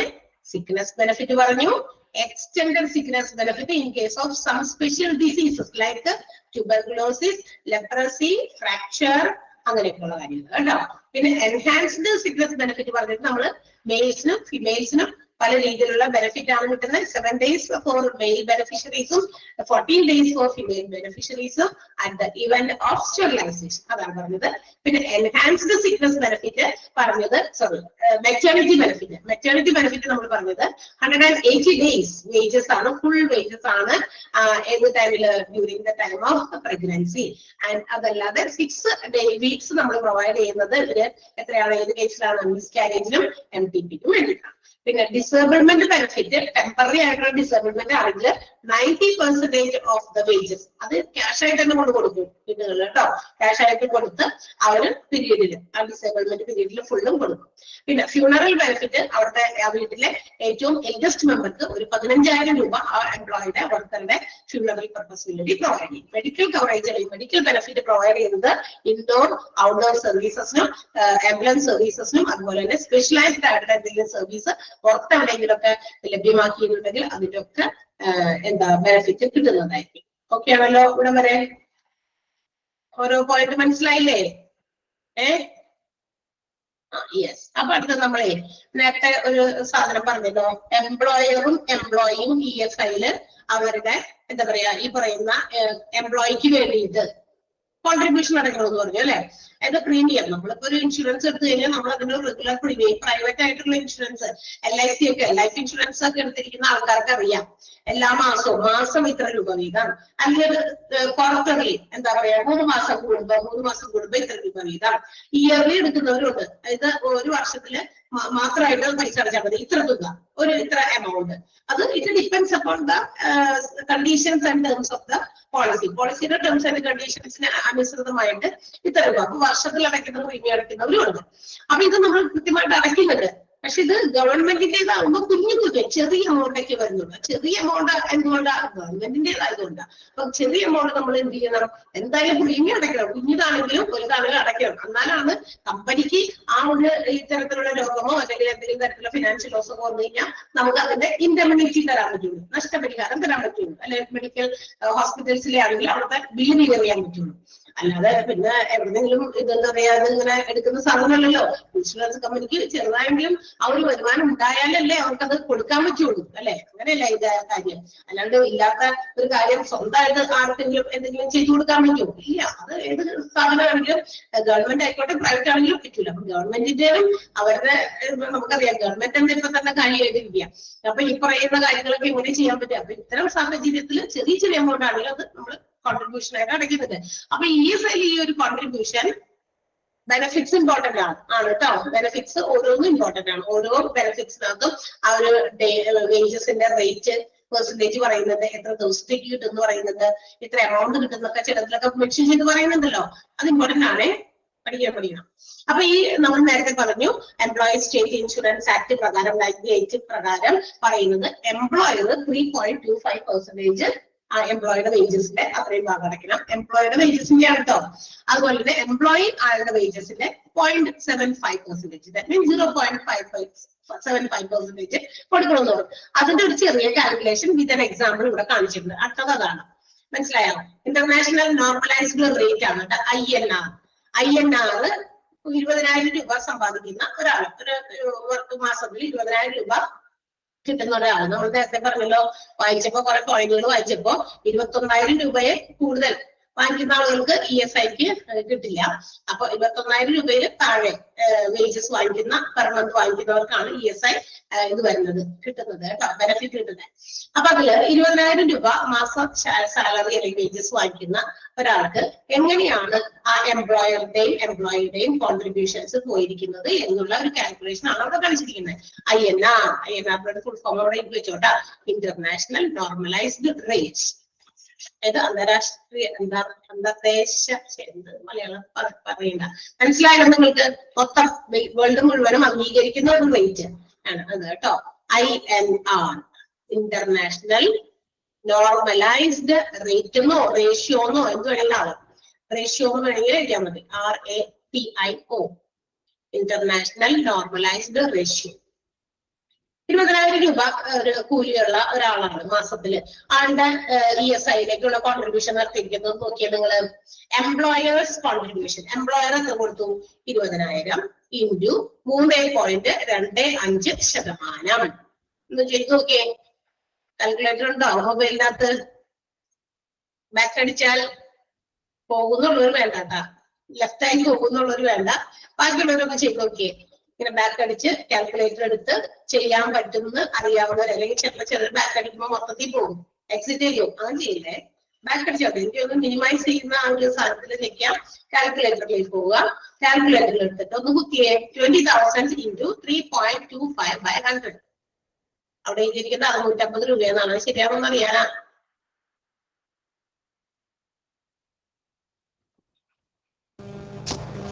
ശരിയല്ലേ മാം? ശരിയാണ്. എംപ്ലോയീസിന്റെ കോൺട്രിബ്യൂഷനോ, എംപ്ലോയിയുടെ ഭാഗത്തു നിന്നുള്ള കോൺട്രിബ്യൂഷൻ എത്രയാണെന്ന് നോക്കിയേ. 20,000 into 0.75/100. Percentage is always calculated by 100. Percentage ആണത് by 100 വെച്ചിട്ടാണല്ലോ. അപ്പൊ 20,000 ഇൻറ്റു 0.75%. 0.75 ഡിവൈഡ് ബൈ 100 എത്രയാണത്? 150.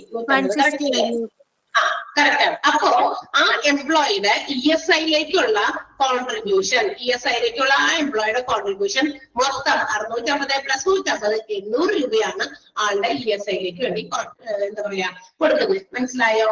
അതിന്റെ ഒരു മെജോറിറ്റി ഭാഗം എംപ്ലോയറാണ് കൊടുക്കുന്നത്. നമ്മളുടെ എംപ്ലോയിയുടെ ഒരു ചെറിയ ഭാഗം മാത്രമേ പോകുന്നുള്ളൂ. അത് അവരുടെ സാലറിയിൽ നിന്ന് ഇങ്ങനെ കട്ടായി പോയിക്കോളും. അത് ആ സമയത്ത് സാലറി കൊടുക്കുമ്പോ അതിൽ നിന്ന് കട്ട് ചെയ്ത് കൊടുക്കും. ഓക്കെ, അപ്പൊ അതാണ്, മനസ്സിലായല്ലോ? അപ്പൊ ഈ ഒരു കാൽക്കുലേഷൻ അവിടെ നമുക്ക് കാണിച്ചിരിക്കുകയാണ്. അപ്പൊ നമ്മൾ നേരത്തെ പറഞ്ഞതിന്റെ അടിസ്ഥാനത്തിൽ അവരൊരു കാൽക്കുലേഷൻ നമുക്ക് വേണ്ടി പ്രൊവൈഡ് ചെയ്യുന്നതാണ് കേട്ടോ.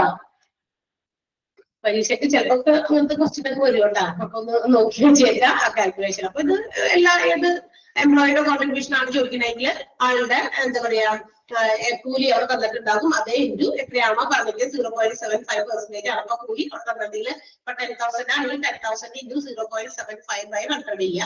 അതോടെ തന്നിരിക്കുന്ന ഓപ്ഷൻസിൽ ഉണ്ടോ നോക്കുക. എംപ്ലോയറുടെ കോൺട്രിബ്യൂഷൻ ആണ് ചോദിക്കണമെങ്കിൽ ഇപ്പൊ 10,000ന്റെ 10,000 ആണ് ചോദിച്ചിട്ടുണ്ടെങ്കിൽ 10,000 ഇൻറ്റു 3.25/100 ചെയ്താൽ തന്നിരിക്കുന്ന ഓപ്ഷൻസിൽ ആ ആൻസർ ഉണ്ടോ നോക്കുക, ചൂസ് ചെയ്യാം. റൈറ്റ്? മനസ്സിലായോ? മനസ്സിലായില്ലേ? ഓക്കെ. സോ അടുത്ത നമ്മൾ പഠിക്കാൻ പോകുന്നത് അപ്പൊ ESIനെ സംബന്ധിക്കുന്ന സകലമാന വിവരങ്ങൾ നമ്മൾ നേടിക്കഴിഞ്ഞു. Okay, ESI employee state insurance കേട്ടോ. അപ്പൊ അത് ആരാണ് അതിനെ ഗവേൺ ചെയ്യുന്നത്, എന്തൊക്കെയാണ് അതിന്റെ ബെനിഫിറ്റ്സ്, എന്തൊക്കെയാണ് അതിന്റെ ടേംസ് ആൻഡ് കണ്ടീഷൻസ്, ഓക്കെ. പിന്നെ മാത്രമല്ല എങ്ങനെയാണ് ESIയുടെ കോൺട്രിബ്യൂഷൻ എംപ്ലോയിയും എംപ്ലോയറും എങ്ങനെയാ പ്രൊവൈഡ് ചെയ്യുന്നത് എന്നുള്ളത് നമ്മൾ കണ്ടു കഴിഞ്ഞു. And moving to the next, അടുത്ത സ്കീമാണ്, അടുത്ത ഇൻഷുറൻസ് സ്കീമിനെ കുറിച്ചാണ് നമ്മൾ പഠിക്കാൻ പോകുന്നത്. The Central Government Health Scheme, CGHS. Central government health സ്കീമാണ് കേട്ടോ. It is one of the oldest health insurance scheme. Government central government ഒക്കെ, അതായത് ഗവൺമെന്റ് ഓഫ് ഇന്ത്യ എസ്റ്റാബ്ലിഷ് ചെയ്ത സ്കീമില് ആക്ച്വലി പഴയ തന്നെയാണ്. നമ്മളൊക്കെ ഈ അടുത്ത കാലങ്ങളിലെ ഇൻഷുറൻസ് എന്ന് പറയുന്ന സ്കീമിനൊക്കെ ഇത്രയധികം പ്രാധാന്യമുണ്ടെന്നും അതിലൊക്കെ നമ്മൾ എവിടെയെങ്കിലൊക്കെ ഭാഗമായതും ഈ അടുത്ത കാലങ്ങളിലാണ്. എന്ന് വെച്ചിട്ടുണ്ടെങ്കിൽ ഒരു 10-15 വർഷങ്ങൾക്ക് മുമ്പ് വരെയൊക്കെയൊന്നും ഇതിനെക്കുറിച്ച് വലിയ ഡീപ്പായിട്ടൊന്നും ആളുകൾ അതിനു വേണ്ടി ഓടി നടന്നിരുന്നില്ല. പക്ഷെ ഇന്നത്തെ കാലത്ത് ഇത് വളരെ നെസസറി ആണെന്ന് ആളുകൾ മനസ്സിലാക്കി. കാരണം ഒരു ഇൻഷുറൻസ് ഏതെങ്കിലും വേണമെന്ന് എല്ലാവരും മനസ്സിലാക്കി. എന്താ കാരണം വർദ്ധിച്ചു വരുന്ന അസുഖങ്ങള്, വർദ്ധിച്ചു വരുന്ന ഹോസ്പിറ്റൽസിന്റെ ബില്ലൊക്കെ കണ്ട് കണ്ണൊക്കെ തള്ളി അപ്പൊ ഉള്ള ബോധം കൂടി പോകും അല്ലെ. അത്തരം സാഹചര്യങ്ങളാണ് നമ്മളെ ഈ ഇൻഷുറൻസിലേക്ക് ഇത്രയധികം നമ്മളെ പുഷ് ചെയ്യുന്നത്. മനസ്സിലായോ? എന്തെങ്കിലും ഒരു ഇൻഷുറൻസ് വേണം. പോയി പറ്റൂല, ഇത് ഒരു ഹോസ്പിറ്റലിൽ ഒന്ന് പോയി 2 ദിവസം കിടന്നു പോകും, ബില്ല് കണ്ടിട്ട് പിന്നെ അത് വേറെ സുഖമായി മാറി വീണ്ടും കൂടെ തന്നെ കിടക്കുന്നു അല്ലെ. അതൊക്കെ ആയിപ്പോകും ആളുകള്. അപ്പൊ ഇപ്പൊ ഒരു ആക്സിഡന്റ് വന്ന് റോട്ടിൽ കൂടി മര്യാദയ്ക്ക് നടക്കാൻ പറ്റില്ല, നല്ല രീതിയിൽ ഒരു മര്യാദയ്ക്ക് ഒരു ഫുഡ് പുറത്തൊന്നും വാങ്ങിച്ച് കഴിക്കാൻ പറ്റില്ല. എല്ലാത്തിലും നമ്മൾ കാണുന്ന കാര്യങ്ങൾ എന്താ, എല്ലാം ഡേഞ്ചറാണ് അല്ലെ. ജീവിതം തന്നെ ഭയങ്കര ബുദ്ധിമുട്ടാണ്. ഭയങ്കര ഡേഞ്ചറസ് സിറ്റുവേഷൻസിലാണ് നമ്മൾ ജീവിക്കുന്നത്. നമ്മുടെ ലൈഫ് സ്റ്റൈലും നമ്മളുടെ എൻവയോൺമെന്റിൽ ഉണ്ടാകുന്ന ചേഞ്ചസും ഒത്തിരി നമ്മളെ രോഗികളാക്കിക്കൊണ്ടിരിക്കുക. ഒരു പച്ചക്കറി ഇന്ന് നമ്മള് എന്താ പറയാ, പച്ചക്കറി അധികം കഴിക്കണം. എനിക്ക് തോന്നുന്നു പച്ചക്കറി കൂടുതൽ കഴിച്ചാലും പല രോഗവും ഉണ്ടാവും. കാരണം ഒരുപാട് കെമിക്കൽസ് ഒക്കെ ഇൻജെക്ട് ചെയ്ത് വരുന്ന ഈ പച്ചക്കറികളും ഫ്രൂട്ട്സ് ഒക്കെ നമ്മൾ എങ്ങനെ വിശ്വസിച്ച് കഴിക്കും? പണ്ടൊക്കെ പറയില്ലേ, an apple a day keeps doctors away എന്ന് പറയും അല്ലെ. എല്ലാ ദിവസവും ഒരു ആപ്പിൾ കഴിച്ചു കഴിഞ്ഞാൽ നമുക്ക് അധികം ഡോക്ടറുടെ അടുത്തൊന്നും പോകേണ്ടി വരില്ല എന്നാണ്. എന്ന് വെച്ചിട്ടുണ്ടെങ്കിൽ ആ ഒരു ആരോഗ്യം പ്രദാനം ചെയ്യാൻ, രോഗങ്ങളെ ഒരുപാട് റെസിസ്റ്റ് ചെയ്യാൻ ആപ്പിളിനകത്തുള്ള പല സാധനമാണ് അതിനകത്തുള്ള. സയന്റിഫിക് ആയിട്ട് എനിക്കറിയില്ല. അപ്പൊ അത്തരം കാര്യങ്ങളൊക്കെ അതിനകത്തുണ്ട്. അതുകൊണ്ട് നമുക്ക് പല രോഗങ്ങളൊക്കെ ചെറുക്കാൻ നമ്മുടെ ബോഡി ഫിറ്റ് ആകും എന്നൊക്കെയാണ് നമ്മൾ പണ്ടൊക്കെ പറയുന്നത്. പക്ഷെ പണ്ടെന്ന് പറഞ്ഞാൽ അതങ്ങനെ എഴുതി വെച്ചപ്പോ, പ്രോവർബ് ഉണ്ടാക്കി വെച്ചപ്പോ അവരറിയുന്നില്ലല്ലോ ഇനി വരാൻ പോകുന്ന ജനറേഷൻസിൽ ഇതുപോലുള്ള ആപ്പിൾസ് ഒക്കെ നമുക്ക് പെട്ടെന്ന് പഴുത്ത് കിട്ടാനും പെട്ടെന്ന് പാകം ചെയ്ത് പാകപ്പെടുത്തി വരാനും ഒക്കെ ഒരുപാട് കെമിക്കൽസ് ഒക്കെ ഇതിനകത്ത് ഇൻജെക്ട് ചെയ്തിട്ട് ഇത് ആളുകൾ ബിസിനസ് ആയിട്ട് കച്ചവടം ചെയ്യുന്നതെന്ന് അറിയാൻ പാടില്ലല്ലോ അല്ലെ. അന്ന് ഉണ്ടാക്കി വെച്ചതാ. അപ്പൊ ഇതിനകത്ത് ഇന്ന് ഇതൊക്കെ വന്നു. പച്ചക്കറികള്, വിഷാംശം നിറഞ്ഞ പച്ചക്കറികൾ ഒക്കെ അടിച്ച് അല്ലെ ഷേപ്പൊക്കെ മാറി. പണ്ടുണ്ടായിരുന്ന ചില പച്ചക്കറികളുടെ ഷേപ്പൊക്കെ ഇത്ര വലുതായി. കാരണം എന്താ, ഇത് നമ്മൾ പുറത്തുനിന്ന് ആർട്ടിഫിഷ്യൽ ആയിട്ടുള്ള കെമിക്കൽസ് ചേർന്ന് ഒരുപാട് സാധനങ്ങൾ ഇൻജെക്ട് ചെയ്യണം. അപ്പൊ ഷേപ്പൊക്കെ മാറി വരികയാണ് അല്ലെ. ഇപ്പൊ ഇതൊക്കെ കഴിച്ച് അപ്പൊ അത് ഭാഗം വിട്ട് അവിടെ വിഷം നിറഞ്ഞതായതുകൊണ്ട് അത് മാറ്റി. അന്ന് മീനോ അതുപോലെ തന്നെ മീറ്റൊക്കെ വാങ്ങിച്ച് കഴിക്കാന്ന് വിചാരിച്ചല്ലോ, അവിടെയും ഉണ്ട് കാര്യങ്ങൾ പ്രശ്നമാണ്.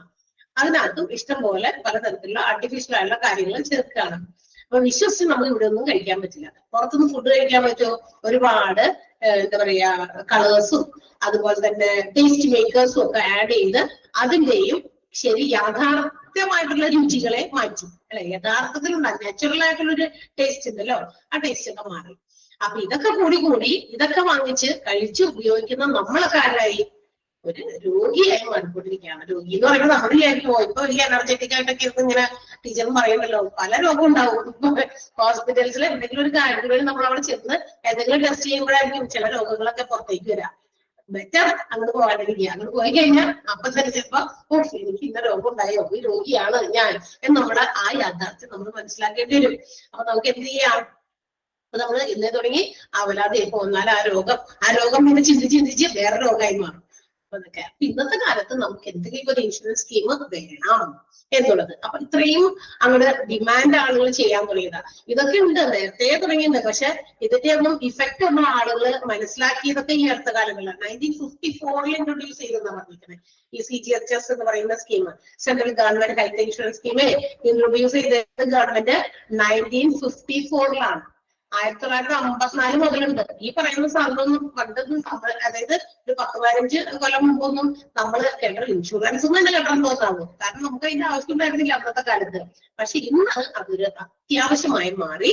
ഇത് ഗിവ്സ് അല്ലെങ്കിൽ provides insurance coverage to central government employees and pensioners.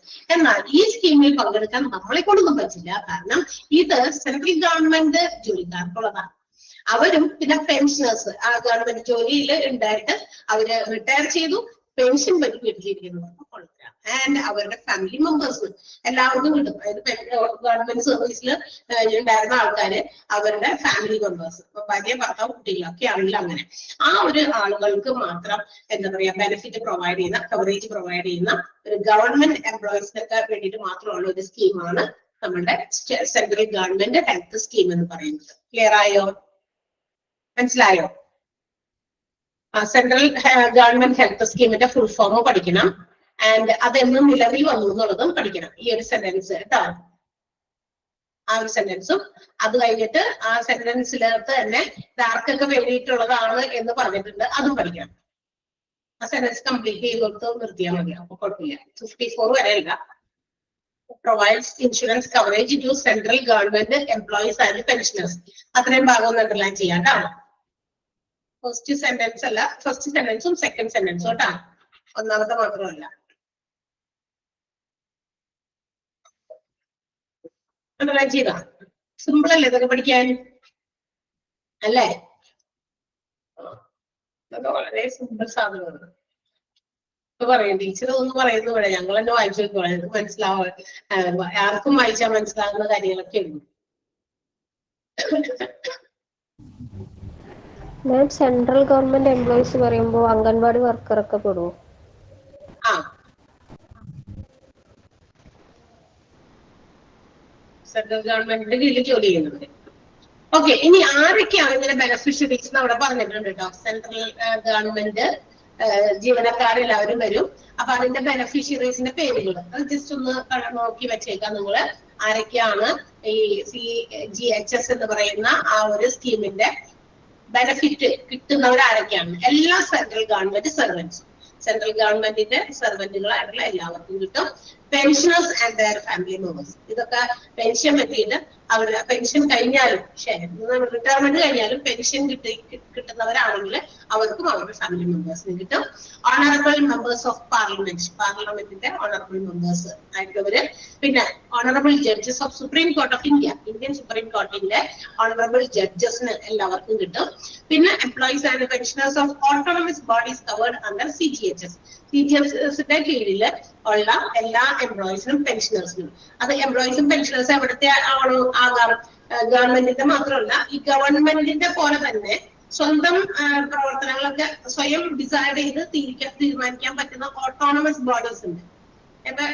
നമ്മുടെ കോളേജുകളൊക്കെ ഓട്ടോണമസ് കോളേജസ് എന്ന് കേട്ടിട്ടുണ്ടോ നിങ്ങള്? അതായത് അവരുടേതായ കാര്യങ്ങളൊക്കെ അവർ തന്നെ എന്താ പറയാ ചെയ്യുന്നു. അങ്ങനെയുള്ളവർക്ക്, അങ്ങനെ അത് CGHSന്റെ കീഴിലാണെങ്കിൽ അങ്ങനെയുള്ളവർക്ക് കിട്ടും. പിന്നെ ഫോർമർ ജഡ്ജസ്, അതായത് മുന്നേ എന്താ പറയുക ജഡ്ജസ് ഒക്കെ ആയിരുന്നവര്, നമ്മുടെ സുപ്രീം കോർട്ടിന്റെ ഒക്കെ ഓണറബിൾ ജഡ്ജസ്, എക്സ് ജഡ്ജസ് എന്ന് പറയും അല്ലെ, പോയി അവരുടെ കഴിഞ്ഞു, കാലാവധി കഴിഞ്ഞു പോയി. അതുപോലെ ഓണറബിൾ ഹൈക്കോടതിയിലുള്ളവരും അങ്ങനെ ഉണ്ടായിരുന്നവർക്കും ഒക്കെ കിട്ടും. അവർക്കും ഈ ഒരു CGHSന്റെ മെമ്പേഴ്സ് ആകാം, അല്ലെങ്കിൽ അവരാണ്. പിന്നെ ഫ്രീഡം ഫൈറ്റേഴ്സ്, അവരൊക്കെ നേരിട്ട് ഈ പറയുന്നതിലെ മെമ്പേഴ്സ് ആണ്. Employees of the railway board journalist who are members of the press association, railway ബോർഡിന്റെ ജേർണലിസ്റ്റുകളുണ്ട്, അതായത് പ്രസ് അസോസിയേഷനിലെ മെമ്പേഴ്സ് ആയിട്ടുള്ളവര്, അങ്ങനത്തെ എംപ്ലോയീസിന് കിട്ടും. പിന്നെ ഡിഫൻസിലെ എംപ്ലോയീസിന് കേട്ടോ, സിവിലിയൻ എംപ്ലോയീസ് ഓഫ് ഡിഫൻസിൽ ജോലി ചെയ്യുന്ന എംപ്ലോയീസിന്. അപ്പൊ ഇവരൊക്കെ ഈ ഒരു CGHS എന്ന് പറയുന്നതിന്റെ ബെനിഫിഷ്യറീസ് ആണ്. ഓക്കെ, അത് നമുക്ക് അങ്ങനെ പറഞ്ഞ് മനസ്സിലാക്കി ഇരുന്നാൽ മതി. ആരൊക്കെയാണ് CGHSന്റെ ബെനിഫിഷ്യറീസിൽ വരിക എന്നൊക്കെ ചിലപ്പോൾ ചോദിക്കും. അപ്പൊ അതുകൊണ്ട് അത് ആരാണെന്ന് ജസ്റ്റ് ഒന്ന് അറിഞ്ഞിരിക്കുക. ഓൾ സെൻട്രൽ ഗവൺമെന്റ് എംപ്ലോയീസ് അല്ലെങ്കിൽ servants, pensioners and their family members, honorable members of parliament, honorable judges of Supreme Court of India, employees and pensioners of autonomous bodies, former judges of Supreme Court of India and honorable high courts, freedom fighters, railway employees, board journalists, then employees of defense. Okay.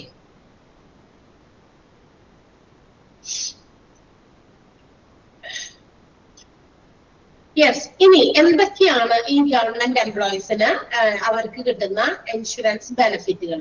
Okay, under the scheme, ഈ CGHS എന്ന് പറയുന്ന സ്കീമില് central government എംപ്ലോയീസിന് എന്തൊക്കെ benefits, health insurance benefit കിട്ടാനുള്ള eligibility ഉണ്ട്? എന്തൊക്കെയാണ് അവർക്ക് കിട്ടുന്നത്? ഒന്ന്, cover for PPF, public provident fund. ഒരു പ്രൊവിഡന്റ് ഫണ്ട് ഉണ്ടല്ലോ, അപ്പൊ ആ ഒരു പ്രൊവിഡന്റ് ഫണ്ടിലേക്കുള്ള കവറേജ്. മനസ്സിലായോ?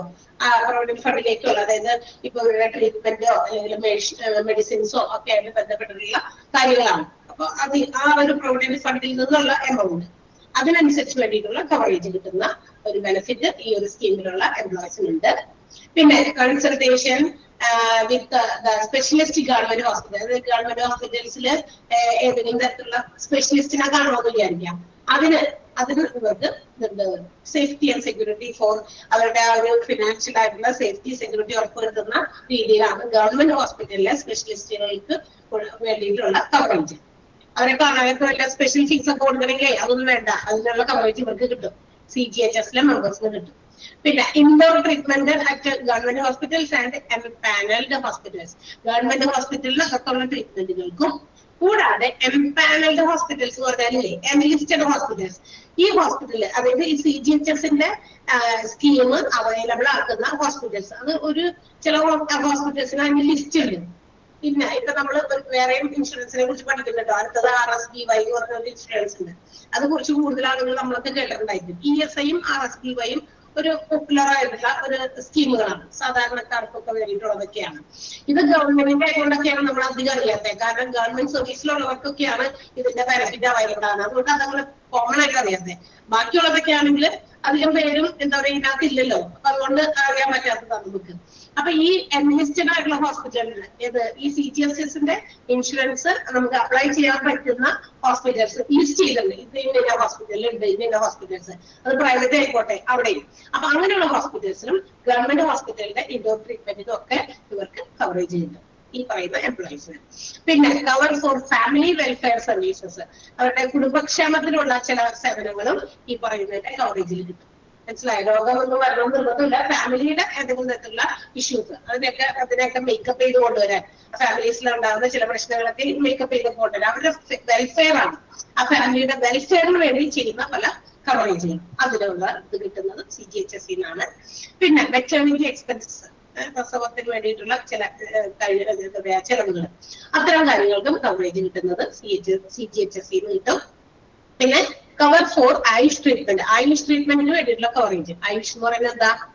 ആയുഷിനകത്ത് ഒറ്റ ഒരു ട്രീറ്റ്മെന്റ് അല്ല, എന്താ പറയാ, കോർഡിനേറ്റ് മെനി ട്രീറ്റ്മെന്റ്സ്, പല ട്രീറ്റ്മെന്റുകളെയും കോർഡിനേറ്റ് ചെയ്യുന്ന സാധനമാണ് AYUSH. Like Ayurveda, yoga and naturopathy, Unani, Siddha and homeopathy, ഇതിനെല്ലാത്തിനും ഇതിലേതെങ്കിലുമൊക്കെ ട്രീറ്റ്മെന്റിന് നമ്മൾ പോകുകയാണെങ്കിൽ ഫുള്ള് കവറേജ് കിട്ടും. മനസ്സിലായി? ഇതിലേതെങ്കിലും ഏതൊക്കെയാണ്? Ayurveda, yoga and naturopathy, Unani, Siddha and homeopathy. ഇതിലൊക്കെ ചികിത്സക്കൊക്കെ ഹോമിയോപ്പതിയിലൊക്കെ പൈസ കൊടുത്തിട്ടുള്ള ചികിത്സകളൊക്കെ ഉണ്ടല്ലോ, ഹോമിയോയിലാണെങ്കിലും ആയുർവേദത്തിലൊക്കെ. ആയുർവേദത്തിലൊക്കെ വലിയ ഹ്യൂജ് എമൗണ്ട് ഒക്കെ, കാരണം ഒത്തിരി അതിന്റെ ഒക്കെ ചെലവുകൾ കൂടുതലാണ് ഇതിനൊക്കെ. അപ്പൊ അതിനുള്ള കവറേജും CGHSല് ബെനിഫിറ്റ് ആയിട്ട് കിട്ടുന്നുണ്ട് അതിലെ എംപ്ലോയീസിന്. ക്ലിയർ ആയോ? മനസ്സിലായോ? ഓക്കെ, അതില് നിങ്ങള് ഈ ലാസ്റ്റത്തെ പോയിന്റ് ഒന്ന് അണ്ടർലൈൻ ചെയ്യണം കേട്ടോ. ലാസ്റ്റത്തെ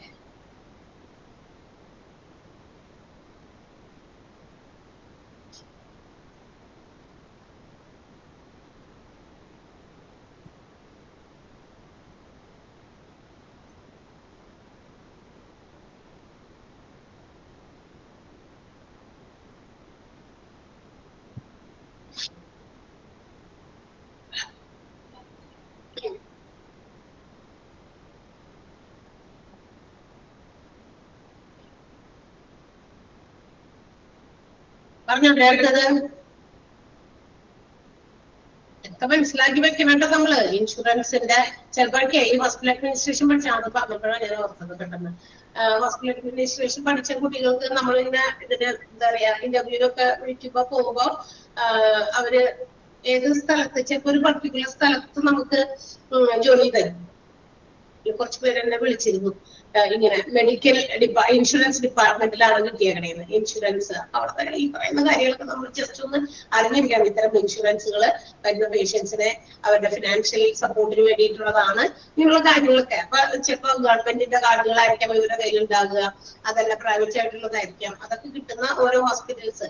അപ്പൊ നമുക്ക് ജോലി ചെയ്യേണ്ടി വരുമ്പോൾ ഇത്തരം ടേംസും കാര്യങ്ങളൊക്കെ നമ്മൾ അറിഞ്ഞിട്ടുണ്ടെന്ന് മനസ്സിലാക്കാൻ വേണ്ടി ഞാൻ പറഞ്ഞതാണ് കേട്ടോ.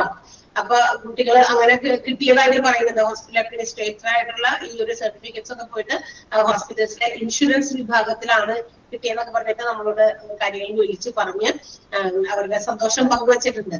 ഞങ്ങൾ പുറത്തൊക്കെ പെട്ടെന്ന് ഷെയർ ചെയ്യുന്നതാണ്. ഇങ്ങനെ സ്ഥലത്താണ് ജോലി ചെയ്ത് ഹോസ്പിറ്റൽസിൽ തന്നെ മെഡിക്കൽ ഇൻഷുറൻസ് വിഭാഗത്തിലാണ് എന്നൊക്കെ പറഞ്ഞ്.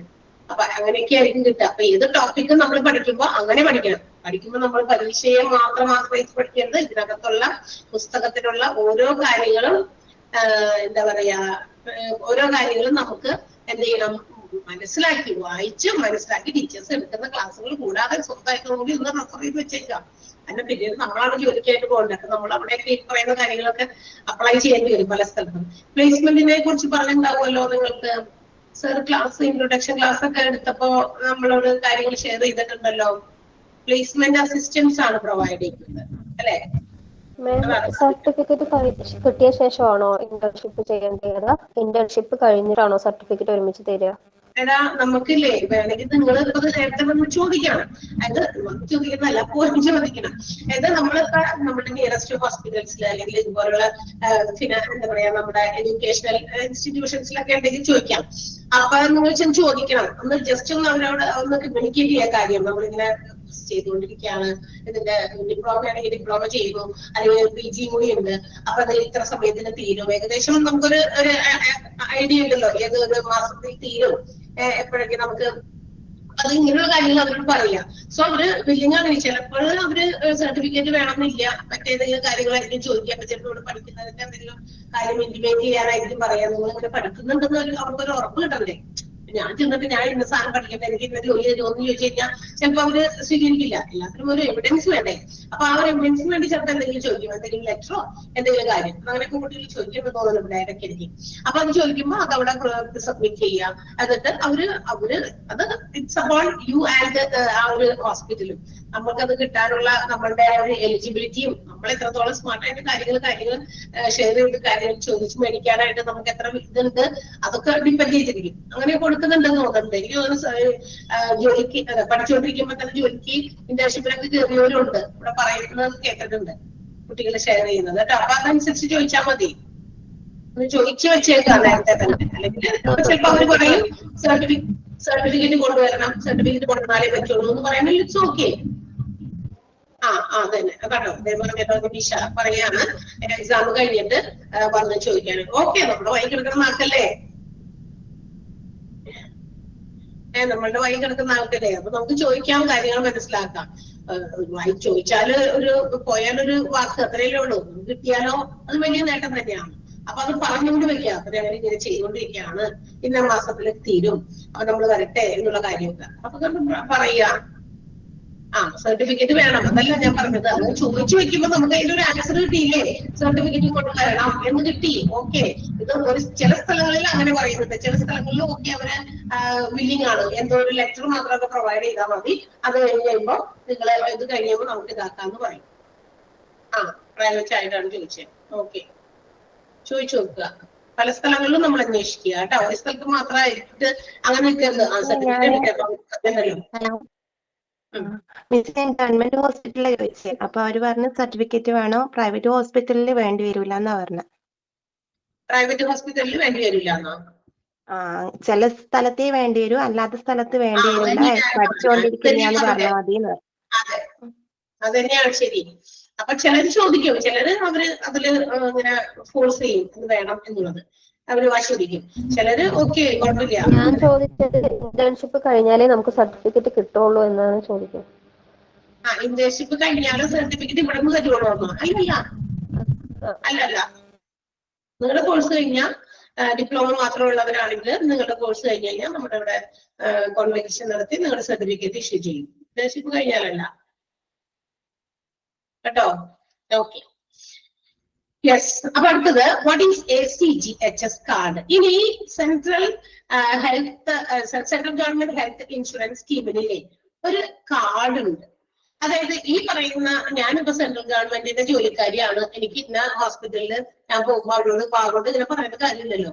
അപ്പൊ ഇതിനൊരു തെളിവ് വേണം. നമ്മളിപ്പോ ഏത് ഹോസ്പിറ്റലിൽ പോകുമ്പോഴും ഏത് തരത്തിലുള്ള ഇൻഷുറൻസ് ആണ് എന്ന് അറിയാൻ വേണ്ടിയിട്ട്. അപ്പൊ ഈ CGHSന് അതിന്റെ ബെനിഫിഷ്യറീസിന് എ കാർഡ് ഈസ് ഗിവൺ, ഒരു കാർഡ് കൊടുത്തിട്ടുണ്ട് വിത്ത് ഫോട്ടോ പതിച്ച ഒരു ID പ്ലാസ്റ്റിക് കാർഡ് ഇവർക്ക് പ്രൊവൈഡ് ചെയ്തിട്ടുണ്ട്. CGHS ഗവൺമെന്റ് പ്രൊവൈഡ് ചെയ്തിരിക്കുകയാണ് ഇത്. മനസ്സിലായോ? ഈ കാർഡ് സബ്മിറ്റ് ചെയ്താലാണ് നമുക്ക് അതിന്റെ ആ ബെനിഫിറ്റ് കിട്ടുള്ളൂ. മനസ്സിലായോ? അപ്പൊ ആ ഒരു ഐഡന്റിഫിക്കേഷൻ നമ്പർ ഉണ്ടായിരിക്കും, ഫോട്ടോ ഒക്കെ പതിച്ച് ID നമ്പർ ഒരു പ്ലാസ്റ്റിക് കാർഡായിട്ട് ഇവർക്ക് പ്രൊവൈഡ് ചെയ്തിട്ടുണ്ട്. So they can facilitate at any point, ഏത് സമയത്ത് വേണമെങ്കിലും ഈ സാധനം ഈ ഒരു കാർഡ് സബ്മിറ്റ് ചെയ്ത് അതിന്റെ ബെനിഫിറ്റ് എന്താ പറയാ അവൈലബിൾ ആക്കാവുന്നതാണ്. അപ്പൊ കാർഡിന്റെ പ്രത്യേകത, കാർഡ് എന്ന് പറയുന്നത് ഒരു വൈറ്റ് കാർഡാണ്, വെരിയിങ് കളേർഡ് സ്ട്രൈപ്പ്. പക്ഷെ വെളുത്ത കാർഡാണെങ്കിലും അതുപോലെ ഓരോ വരകളുണ്ട്. ഈ വരയുടെ കളേഴ്സ് ഡിഫറെന്റ് ആണ്. ആ ഒരു സ്ട്രൈപ്പിന് വ്യത്യാസമുള്ളത്, സ്ട്രൈപ്പിന്റെ കളറിന് മാത്രം വ്യത്യാസം, വരയുടെ കളറിന് മാത്രം വ്യത്യാസം, അല്ലെങ്കിൽ എല്ലാ കാർഡും വെളുത്തതാണ്. ആ മുകളിൽ ഒരു ഒരു സ്ട്രൈപ്പ് ഉണ്ടായിരിക്കും, ഒരു വര. ആ വരയ്ക്ക് മാത്രം കളേഴ്സ് ഡിഫറെന്റ് ആണ്. ആ കളർ ഡിഫറൻസിയേഷൻ ആണ് ആ കാർഡ് ഹോൾഡറിനെ ഐഡന്റിഫൈ ചെയ്യാനുള്ള രീതി. വര നോക്കിയിട്ട് വരയുടെ കളർ നോക്കി ഇത് ഏത് വിഭാഗത്തിൽപ്പെട്ട ആളാണെന്ന് മനസ്സിലാക്കാൻ പറ്റും. സോ ലെറ്റ്സ് സീ അതെങ്ങനെയാണെന്ന് നോക്കാം. ഇവിടെ യെല്ലോ വരയാണെങ്കിൽ, അതായത് ആ കാർഡ് വെളുത്തത്, ആ വെളുത്ത കാർഡിന്റെ ഫോണില് ഒരു യെല്ലോ സ്ട്രൈപ്പ് ഉണ്ടെങ്കിൽ അത് അർത്ഥമാക്കുന്നത് journalist of an autonomous company, autonomous കമ്പനിയുടെ ജേർണലിസ്റ്റ് ആണെന്നാണ് മനസ്സിലാക്കുക. അപ്പൊ അങ്ങനെയുള്ളവർക്കാണ് യെല്ലോ കാർഡ് പ്രൊവൈഡ് ചെയ്തിരിക്കുന്നത്. ഇനി ബ്ലൂ കാർഡ് ആണെങ്കിൽ അതൊരു സെർവിംഗ് ഗവൺമെന്റ് എംപ്ലോയി, ഇപ്പോഴും ജോലി ചെയ്തുകൊണ്ടിരിക്കുന്ന ഗവൺമെന്റ് എംപ്ലോയി ആണ് എന്നാണ് ബ്ലൂ കാർഡ് കിട്ടിയ ബ്ലൂ കാർഡ് ഉള്ളവര്. ബ്ലൂ കാർഡ് എന്ന് പറഞ്ഞാൽ കാർഡ് മൊത്തം ബ്ലൂ അല്ല, വൈറ്റ് കാർഡിൽ ബ്ലൂ അല്ല. മനസ്സിലായത്? സൂചിപ്പിക്കുന്നത് ഒരു സെർവിംഗ് ഗവൺമെന്റ് എംപ്ലോയി ആണ്, ഇപ്പോഴും ഗവൺമെന്റ് എംപ്ലോയി ആയിട്ട് ജോലി ചെയ്യുന്നു. ഇനി റെഡ് കാർഡ്, അതായത് റെഡ് സ്ട്രൈപ്പ് ഉള്ള കാർഡാണെങ്കിൽ it indicates that they are the member of parliament, അവര് മെമ്പർ ഓഫ് പാർലമെന്റ് ആണ്, പാർലമെന്റിന്റെ അംഗങ്ങളാണ് എന്നുള്ളതിനെ സൂചിപ്പിക്കുന്നവർക്കാണ് റെഡ് സ്ട്രൈപ്പ് ഉള്ള വൈറ്റ് കാർഡ് കൊടുത്തിരിക്കുന്നത്. ആൻഡ് ലാസ്റ്റ് ഗ്രീൻ സ്ട്രൈപ്പ് ഉള്ള കാർഡ് കൊടുത്തിരിക്കുന്നത് പെൻഷനർ, XMP, അതായത് റിട്ടയർ ചെയ്തിരിക്കുന്ന മെമ്പർ ഓഫ് പാർലമെന്റ്, പിന്നെ റിട്ടയർഡ് പേഴ്സണൽസ്, അതായത് ജോലി ചെയ്യുന്ന വിരമിച്ചവര്, ഫ്രീഡം ഫൈറ്റേഴ്സ്, ഇവരൊക്കെയാണ് വേണ്ടിയിട്ടുള്ളതാണ് ഗ്രീൻ സ്ട്രൈപ്പ് ഉള്ള വൈറ്റ് കാർഡ് പ്രൊവൈഡ് ചെയ്തിരിക്കുന്നത്. മനസ്സിലായോ? അപ്പൊ കാർഡുകളുടെ ഈ കാർഡിന്റെ കളേഴ്സിന്റെ ഡിഫറൻഷിയേഷനില് ഐഡന്റിഫൈ ഇതാര് ഏത് വിഭാഗത്തിൽപ്പെടുന്ന ആളാണ്. യെല്ലോ കാർഡ് കൊണ്ടുവരുന്ന ആളുകളെ അവര് ഓട്ടോണമസ് കമ്പനിയുടെ ജേർണലിസ്റ്റുകളാണെന്നുള്ളതാണ്. റെഡ് കാർഡ് കണ്ട മെമ്പർ ഓഫ് പാർലമെന്റുകാരാണെന്നാണ്. ഈ ഗ്രീൻ കാർഡ് കുറച്ചധികം വരുന്നുണ്ട്, പെൻഷനേഴ്സ് ഉണ്ട്, XMPമാരുണ്ട്, റിട്ടയർഡ് പേഴ്സണൽസ് ഉണ്ട്, ഫ്രീഡം ഫൈറ്റേഴ്സ് ഒക്കെ വേണ്ടിയിട്ട് ഗ്രീൻ കാർഡാണ്. ആൻഡ് ഈ കാർഡിന്റെ validity only up to the retirement. എന്ന് വരെ ഉള്ളൂ ഈ കാർഡിന്റെ വാലിഡിറ്റി, എത്ര വരെ ഉള്ളൂ? അവരുടെ റിട്ടയർമെന്റ് പീരീഡ് വരെ ഉള്ളൂ. പക്ഷേ ഇതിന്റെ വാലിഡിറ്റി ക്യാൻ ബി ഇൻക്രീസ്ഡ്. അപ്പൊ എന്ത് ചെയ്യണം? അപ്പൊ പറഞ്ഞല്ലോ പെൻഷനേഴ്സിനൊക്കെ ഉണ്ടെന്ന്. അപ്പൊ റിട്ടയർമെന്റ് വരെ ഇതിനകത്ത് കാലാവധി ഉള്ളൂ എന്ന് പറയുന്നു. പെൻഷനേഴ്സിന് ഇതിന്റെ പരിധി കിട്ടുമെന്ന് പറയുന്നു. അതിന് മാറ്റമുണ്ട്. എന്താ കാരണം? ശരിക്കും പറഞ്ഞാൽ കയ്യിലിരിക്കുന്ന കാർഡിന് ആ ഒരു റിട്ടയർമെന്റ് വരെയാണ് നമുക്ക് വാലിഡിറ്റി ഉള്ളത്. പക്ഷേ നമുക്ക് എന്ത് ചെയ്യാം? അപ്പൊ റിട്ടയർ ചെയ്യുന്നതിന് തൊട്ട് മുൻപ് ഒരു ഇയർ ബിഫോർ തന്നെ ഇതിന്റെ എന്താ പറയുക എക്സ്റ്റൻഷന് വേണ്ടിയിട്ടുള്ള കാര്യങ്ങൾ നമ്മൾ ചെയ്യണം. എന്ന് വെച്ചാൽ ഈ ഒരു ബെനിഫിറ്റ് ഇനിയും നമുക്ക് പെൻഷൻ കിട്ടിയാലും നമുക്ക് ഇതിന്റെ ബെനിഫിറ്റ്സ് അവൈലബിൾ ആകണമെങ്കിൽ നമ്മൾ എന്ത് ചെയ്യണം? അത് ഒരു വർഷം മുമ്പ് തന്നെ, റിട്ടയർ ചെയ്യുന്നതിന് ഒരു വർഷം മുമ്പേ നമ്മൾ എന്ത് ചെയ്യണം? അതിന്റെ വാലിഡിറ്റി എക്സ്റ്റെൻഡ് ചെയ്യണം. അതാണ് പ്രത്യേകത. ക്ലിയർ ആയോ? ഞാൻ അടുത്ത വർഷം റിട്ടയർ ചെയ്യാൻ പോവുകയാണ്. അപ്പൊ ഞാൻ എന്ത് ചെയ്യണം? ഈ വർഷമേ അതിന്റെ എക്സ്റ്റൻഷന് വേണ്ടിയിട്ടുള്ള പ്രൊസീജിയേഴ്സ് നടത്തുകയും കംപ്ലീറ്റ് ചെയ്തിരിക്കണം. വാലിഡിറ്റി ഇതാക്കണം, അത് കൂട്ടണം. കാരണം അടുത്ത വർഷം ഞാൻ റിട്ടയർ ചെയ്യാണ്. അപ്പൊ ഇതിന്റെ ബെനിഫിറ്റ്സ് എനിക്ക് പെൻഷൻ സമയത്തും കിട്ടണം എന്നുള്ളത് ഉറപ്പുവരുത്താനാണ് ഇത് ഇങ്ങനെ ചെയ്യാൻ പറയുന്നത്. ക്ലിയർ ആയോ? മനസ്സിലായോ? സിമ്പിൾ അല്ലേ മനസ്സിലാക്കാനായിട്ട്? ഇവർക്ക് പൈസ സാലറിന്ന് ഓട്ടോമാറ്റിക്കലായിട്ട് പിടിക്കുമോ? അത് നിങ്ങൾ അടയ്ക്കും ഈ ഇൻഷുറൻസേ, അത് ഇവർക്ക് ഓട്ടോമാറ്റിക്കലായിട്ട് പൈസ പിടിക്കുമോന്ന്? പൈസ പിടിക്കുമോന്ന്? സാലറി പിടിക്കുമോന്നാണ് ചോദിക്കുന്നത്. അതെ അതെ. ഗവൺമെന്റിന്റെ ഓഫർ ചെയ്തിരിക്കുന്ന ഇതാണല്ലോ. അപ്പൊ വളരെ ചെറിയ എമൗണ്ട് ആയിരിക്കും. അത് നമ്മൾ തന്നെയല്ലേ കൊടുക്കണേ. അതായത് നമ്മൾ കൊടുക്കുന്നതല്ല, നമ്മളതിന് ഇന്റിമേഷൻ കൊടുക്കാറുണ്ട് ബാങ്കിന്. എന്റെ ഇന്ന സാധനത്തിനുള്ള ഇത് പൈസ റെഗുലറായിട്ട് എല്ലാ മാസവും അടച്ചു വെക്കും എന്നുള്ള രീതിയിൽ അത് നമ്മൾ കൊടുക്കുന്നതനുസരിച്ചാണ്. അല്ലെങ്കിൽ നമ്മൾ ക്യാഷായിട്ട് നമ്മൾ പേ ചെയ്യണം. അങ്ങനെയാണ് അത് സാധാരണ നമ്മൾ ബിൽ പേയ്മെന്റ് നടത്തുന്നത് പോലെ. മനസ്സിലായ? യെസ്. അപ്പൊ സെന്റൻസ് അണ്ടർലൈൻ ചെയ്യേണ്ടത് വാട്ട് ഈസ് CGHS കാർഡ് എന്നുള്ളതിലെ ഫസ്റ്റ് സെന്റൻസ് അണ്ടർലൈൻ ചെയ്യണം. പിന്നെ ആ കാർഡുകൾ മൂന്നും അത് കംപ്ലീഷൻ വരെ അണ്ടർലൈൻ ചെയ്യണം കേട്ടോ. കംപ്ലീഷൻ എന്ന് പറയുന്ന ടോപ്പിക് വരെ അണ്ടർലൈൻ ചെയ്യണം.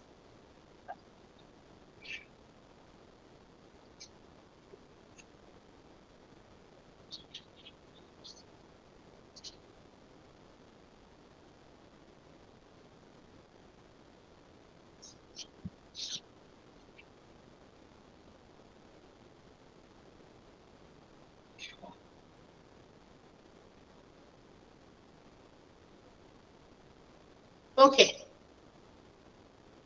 പറഞ്ഞോട്ടെ അടുത്തത്.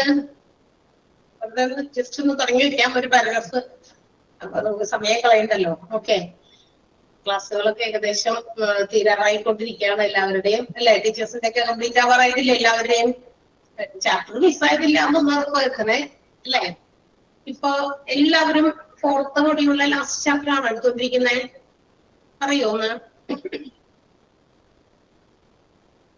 4th മൊഡ്യൂളില് എല്ലാ ചാപ്റ്റേഴ്സും തീർന്നു. അതായത് ടീച്ചേഴ്സ് എടുത്തുകൊണ്ടിരിക്കുന്നത് ഉൾപ്പെടെ ഏതെങ്കിലും ഒന്നും ഇല്ല എന്ന് പറയാമോ? ഒന്നാമത്തെ ചാപ്റ്റർ ഞാൻ ലാസ്റ്റ് എടുക്കാനുണ്ട്. ബേസിക്സ്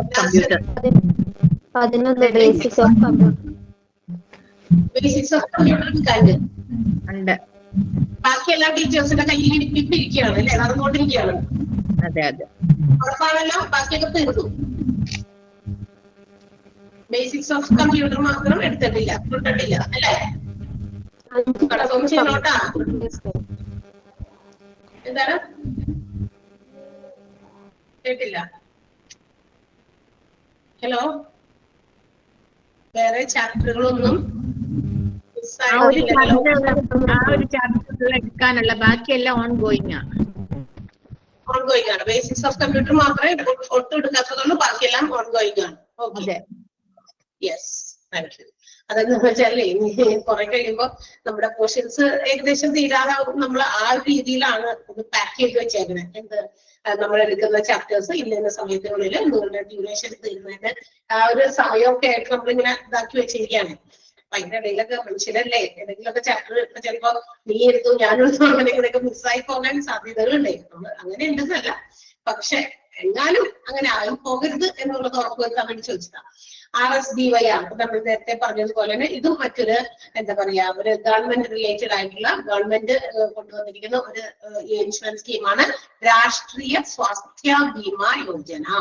രാഷ്ട്രീയ Swasthya Bima Yojana, that is it's full name എന്നാണ്. അതിന്റെ മുഴുവൻ പേര് RSDY കാർഡ് ഉണ്ടോ എന്നൊക്കെ ചോദിക്കാറുണ്ട്. അതൊന്നും ആദ്യം തന്നെ അണ്ടർലൈൻ ചെയ്തു അതിന്റെ ഫുൾ ഫോം.